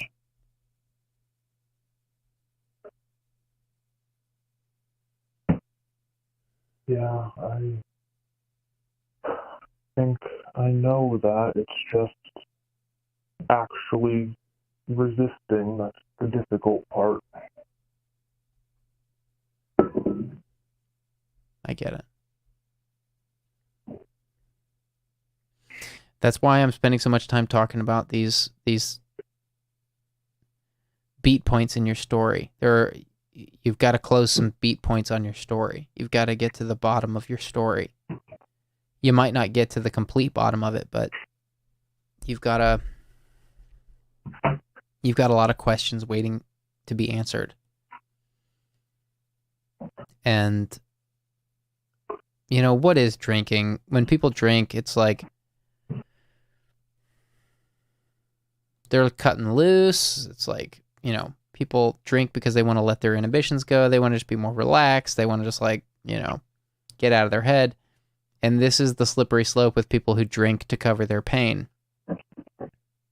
Mm-hmm. It's one thing if you're doing it because you're I'm not even sure if this is kosher here. Not kosher in the Jewish sense, but I'm not sure like what a therapist would say I should do in this moment. I think a lot of therapists would say that in this moment I should say, drinking is always bad. Drinking is the worst thing for you. That's probably I don't know, I'm not a therapist, so I can only speculate what a therapist would advise me to say in this moment. But I'm going to just be completely honest. For better or worse, I don't know what this will sound like or what I should say here, but I don't have a problem with drinking. Drink alcohol. So I grew up thinking alcohol was when I was raised to think if you drank alcohol you would go to hell. That's literally how I was raised. If you drink alcohol, you're going to. I was raised to think drinking was a sin. I'm now in a place where I'm okay, drinking. If I'm having if I'm out with friends or it's a party or a birthday or an event or something, having a drink, or at my wedding we had a champagne toast, things like this. Drinking is, in my mind, there's nothing wrong with it. So it's everybody's acknowledging that we're drinking, that's why I think people do cheers. It's you're acknowledging it. Cheers is more than just hey, we're having a good time. Cheers is acknowledging that you're drinking poison. And the proof of that is that if you do cheers, if you toast someone in the military, they will not only toast you, but they will then touch their drink to the table to acknowledge where they are when they poisoned themselves. So they're toasting you and they're toasting the environment, and then they drink it. And it's an acknowledgement, hey, we're drinking poison and we're doing it together. Here we are. That's why people toast. And my thought here that I'm trying to get to is that there's nothing wrong with drinking in my mind. And again, like a therapist might advise me to not say these kinds of things to someone like you who's trying to not drink, but I'm hoping that this lands somewhere with you. I think that the problem with drinking is that people get to places in life like you've found yourself in, and they've become so comfortable with alcohol that they can then just drink their problems away. But the problems don't go anywhere. The problems are still there the next morning. You know?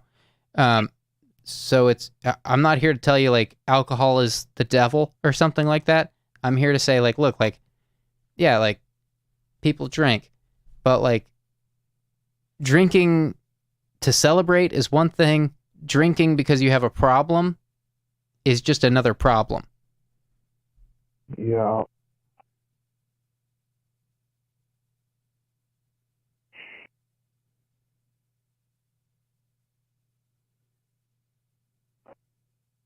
And the problem is solvable. Your problem is solvable. Not overnight. Won't be solved tomorrow. But it's solvable. It doesn't mean your life will be perfect. It doesn't mean you'll have the perfect parents. But the problem is solvable. Whether that's through boundaries, better boundaries with your parents, or just better belief in yourself. Believing that, like believing your own barometer for what makes a good person. You know, like forget what your parents said for a minute, at least. Like, no, don't forget everything they said. But like, insofar as what makes a good person, forget what your parents said for a minute, because it sounds like your parents were very opinionated on how you behaved as a person, and you know which parent you acted like the most. Like, that's not how any kid should grow up. No kid should grow up under the scrutiny of which parent they are more like. Like, that's not helpful. You know, like that's a sign of a bad partnership. That's a sign of a bad marriage or a bad courtship. You know, like if your mom and dad can't even respect each other's, like if your mom can't respect your dad and your dad can't respect your mom, that's on them. Like, why the hell did they even get married if that's the case? Like, surely they respect something. Surely they respect something about the other one. Surely they can find one thing they respect about the other person. If they were married, you know, like surely there's one thing. But a lot of people can't bring themselves to do that, especially if there's bad blood, especially if there's a divorce. A lot of people can't bring themselves to say one good thing about their ex. A lot of people can't do it. Like, it's crazy, you know? But that's not on you. That's them.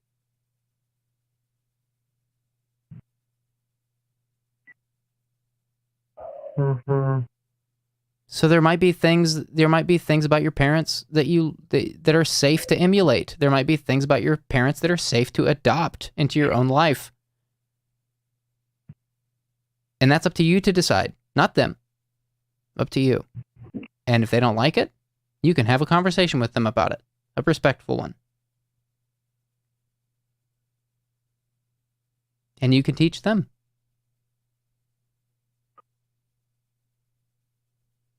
Yeah, maybe. Definitely. Definitely. That's what we do. That's that Ninja Turtles meme with Splinter walking the turtles down as babies, and then the grown turtles walking Splinter down the same aisle or the same tunnel. It's like, it's what circle of life. Parents have no choice but to teach their kids and then to be taught by their kids. That's what being a parent is. It's teaching your kids so that you can then be taught.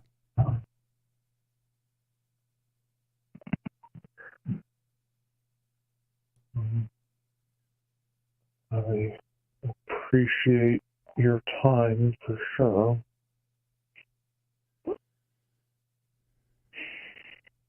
Thank you for this entire long conversation tonight. Yeah, we both need to wind it down. I'm sure the stream is it's time to wind the stream down, but I'm wondering, like, what is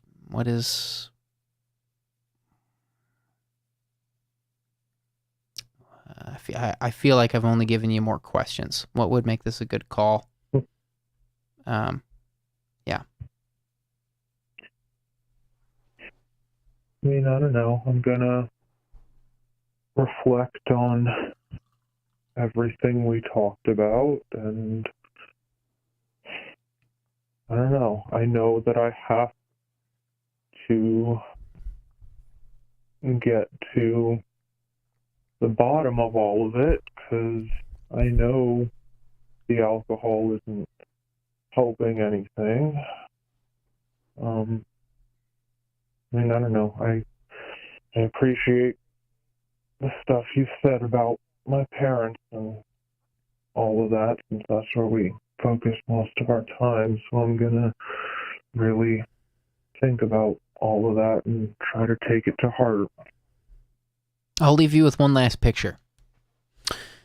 You are, I don't know if this means anything to you, but it means a hell of a lot to me. You are the culmination of your heritage. I know you didn't know both of your parents, and that is a lot of what you've learned in life has come from your adopted parents. And yet, you are the culmination of where you came from.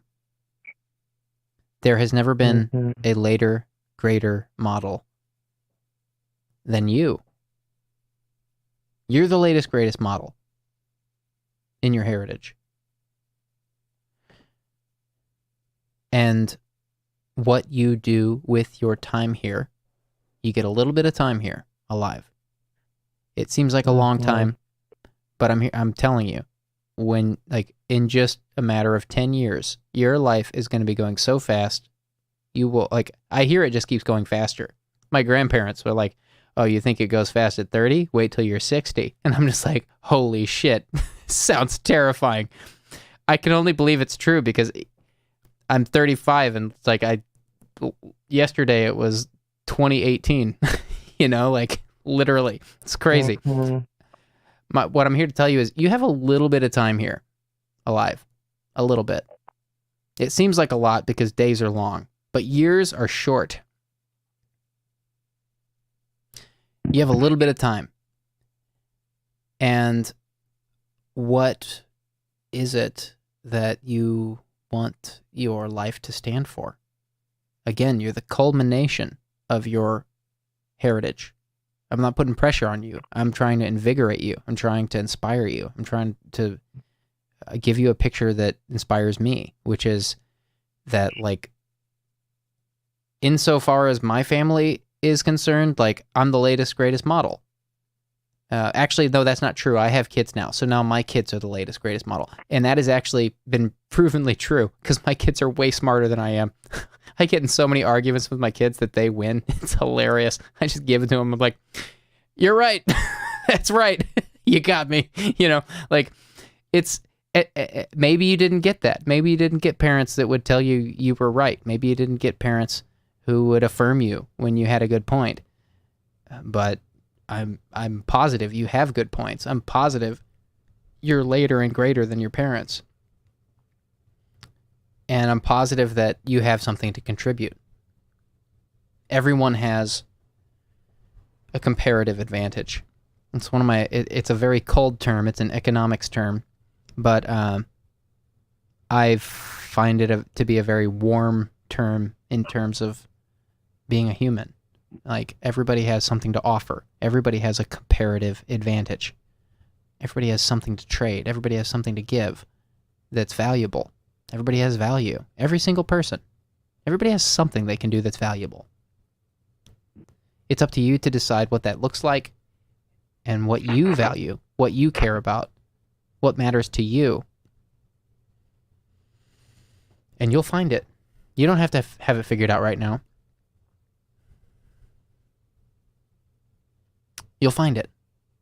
And I can't tell you what it is, but if you keep listening to these questions that are gnawing at you, that are leading you to drink, These questions that lead you to drink are the very questions that will lead you to the answer of what is your comparative advantage. You might not find it so long as you're drinking. But I'm convinced that people are led to do things that are destructive because they're ignoring a question. So what is that question, is what I would ask. What is that question for you? What is it that your life means? What is it you want it to mean? What is it that it looks like? And how can you channel the energy it takes to drink more into answering that question?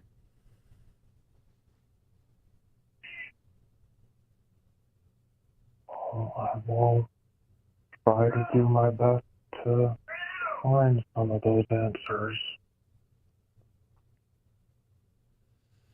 My thought, if I could leave a breadcrumb, my thought is maybe it has something to do with love. Maybe you are a philosopher of sorts. Maybe you will give people a picture of love that they don't have a slot for today because of the way you grew up. You've lived a very unique life from the sound of it. So maybe you're a philosopher. Maybe you're a writer. Maybe you're... It could be as simple as you just being a great lover. For that matter, it could just be so simple. But whatever it is, it begins with you loving yourself, and that's why I've asked you to spend some time reflecting on things that are valuable about you. I think it begins with self-love. You won't hurt yourself if you love yourself. What is it about yourself that stands?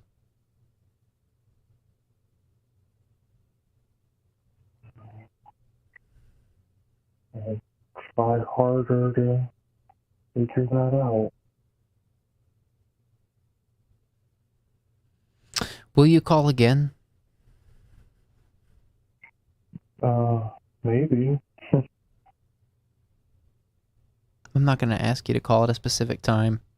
We do these streams once a week, but I would love to continue the conversation or get an update or kick around more questions. I feel for you, for where you are. I know what it's like to feel a little lost. I was there for many years around your age, and it's a large reason I do this stream, is to just listen and tell people it's okay with where they are. It's okay where they are. I really think it is okay where you are. I think it's not great that you're drinking all the time, but I think you're okay. And I think that you're going to figure it out. And it won't be tonight, but I would love it if you'd call again. Anytime. Next week, 2 weeks from now, 2 months from now, whenever. As I really appreciate this entire conversation and you giving your time. Are you okay?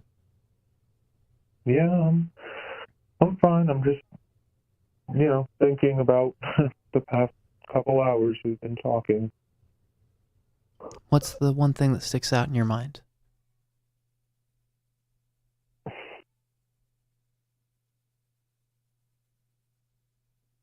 I don't know, I guess the cliche alcoholic thing about having to figure out how to love myself more.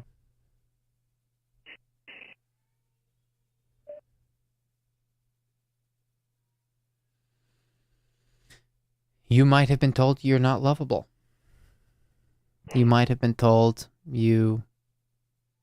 in fact, you told us you were told maybe you should just go back to where you were from. These are not things anybody should hear. These are not things anybody deserves to hear. What you are after might take some time to get over. It might take time to get over hearing things like that from your caretaker, from the person who's supposed to love you the most. Mm-hmm. Those are damaging words, but they're not true. Your mom, when she said that, didn't even really mean it. She couldn't have meant that. She adopted you. What, she's going to undo all the work it took to adopt you just to send you back? I'm calling bullshit on her. That's bullshit. Like she didn't mean that. She was angry. She was speaking in the moment. She lost control. Yeah, but she was supposed to be the adult in the situation. That's right. That's right. That's right. There's that wisdom. You've got that. That wisdom is in there. That's you just spoke from wisdom. You just said something that would make your mom's blood curdle. That's some serious wisdom. That's what I'm feeling. You've got it in there. It's coming out. Give it time. Go easy on yourself. Love yourself. You're amazing. There's love for you in the chat. I didn't get to anything from the chat tonight, but there's love for you in the chat, and I hope you revisit it tomorrow. I will go back and, look at it when it's there. Please call again sometime. All right. Like I already said, I really appreciate your time tonight. We appreciate you calling in and being real. Call again anytime. Take care of yourself. Thank you very much. Good night. Bye. Guys, we've gone very late tonight. We got to one call. That was a very... I wanted to take my time on that call. Thank you guys for hanging in there with me. I'm sorry I didn't get to anything in the chat, but these chats are a resource for the callers. I'm not doing this alone, and the callers always benefit greatly from going back and reading all the different input from everybody. Thank you guys for being here. We do these streams once a week on Tuesdays at 10 p.m. Eastern, 7 p.m. Pacific. We've been away for the last couple weeks. So much going on here. These streams are the highlight of my week, so I'm always grateful that you guys are here with me doing this. We have a Discord server that's an extension of this project. It's free to you. It's in the video description, the link, and people are in there every day talking about stuff. And we will be here next week, next Tuesday, doing this same thing right here. Don't miss it. Good night.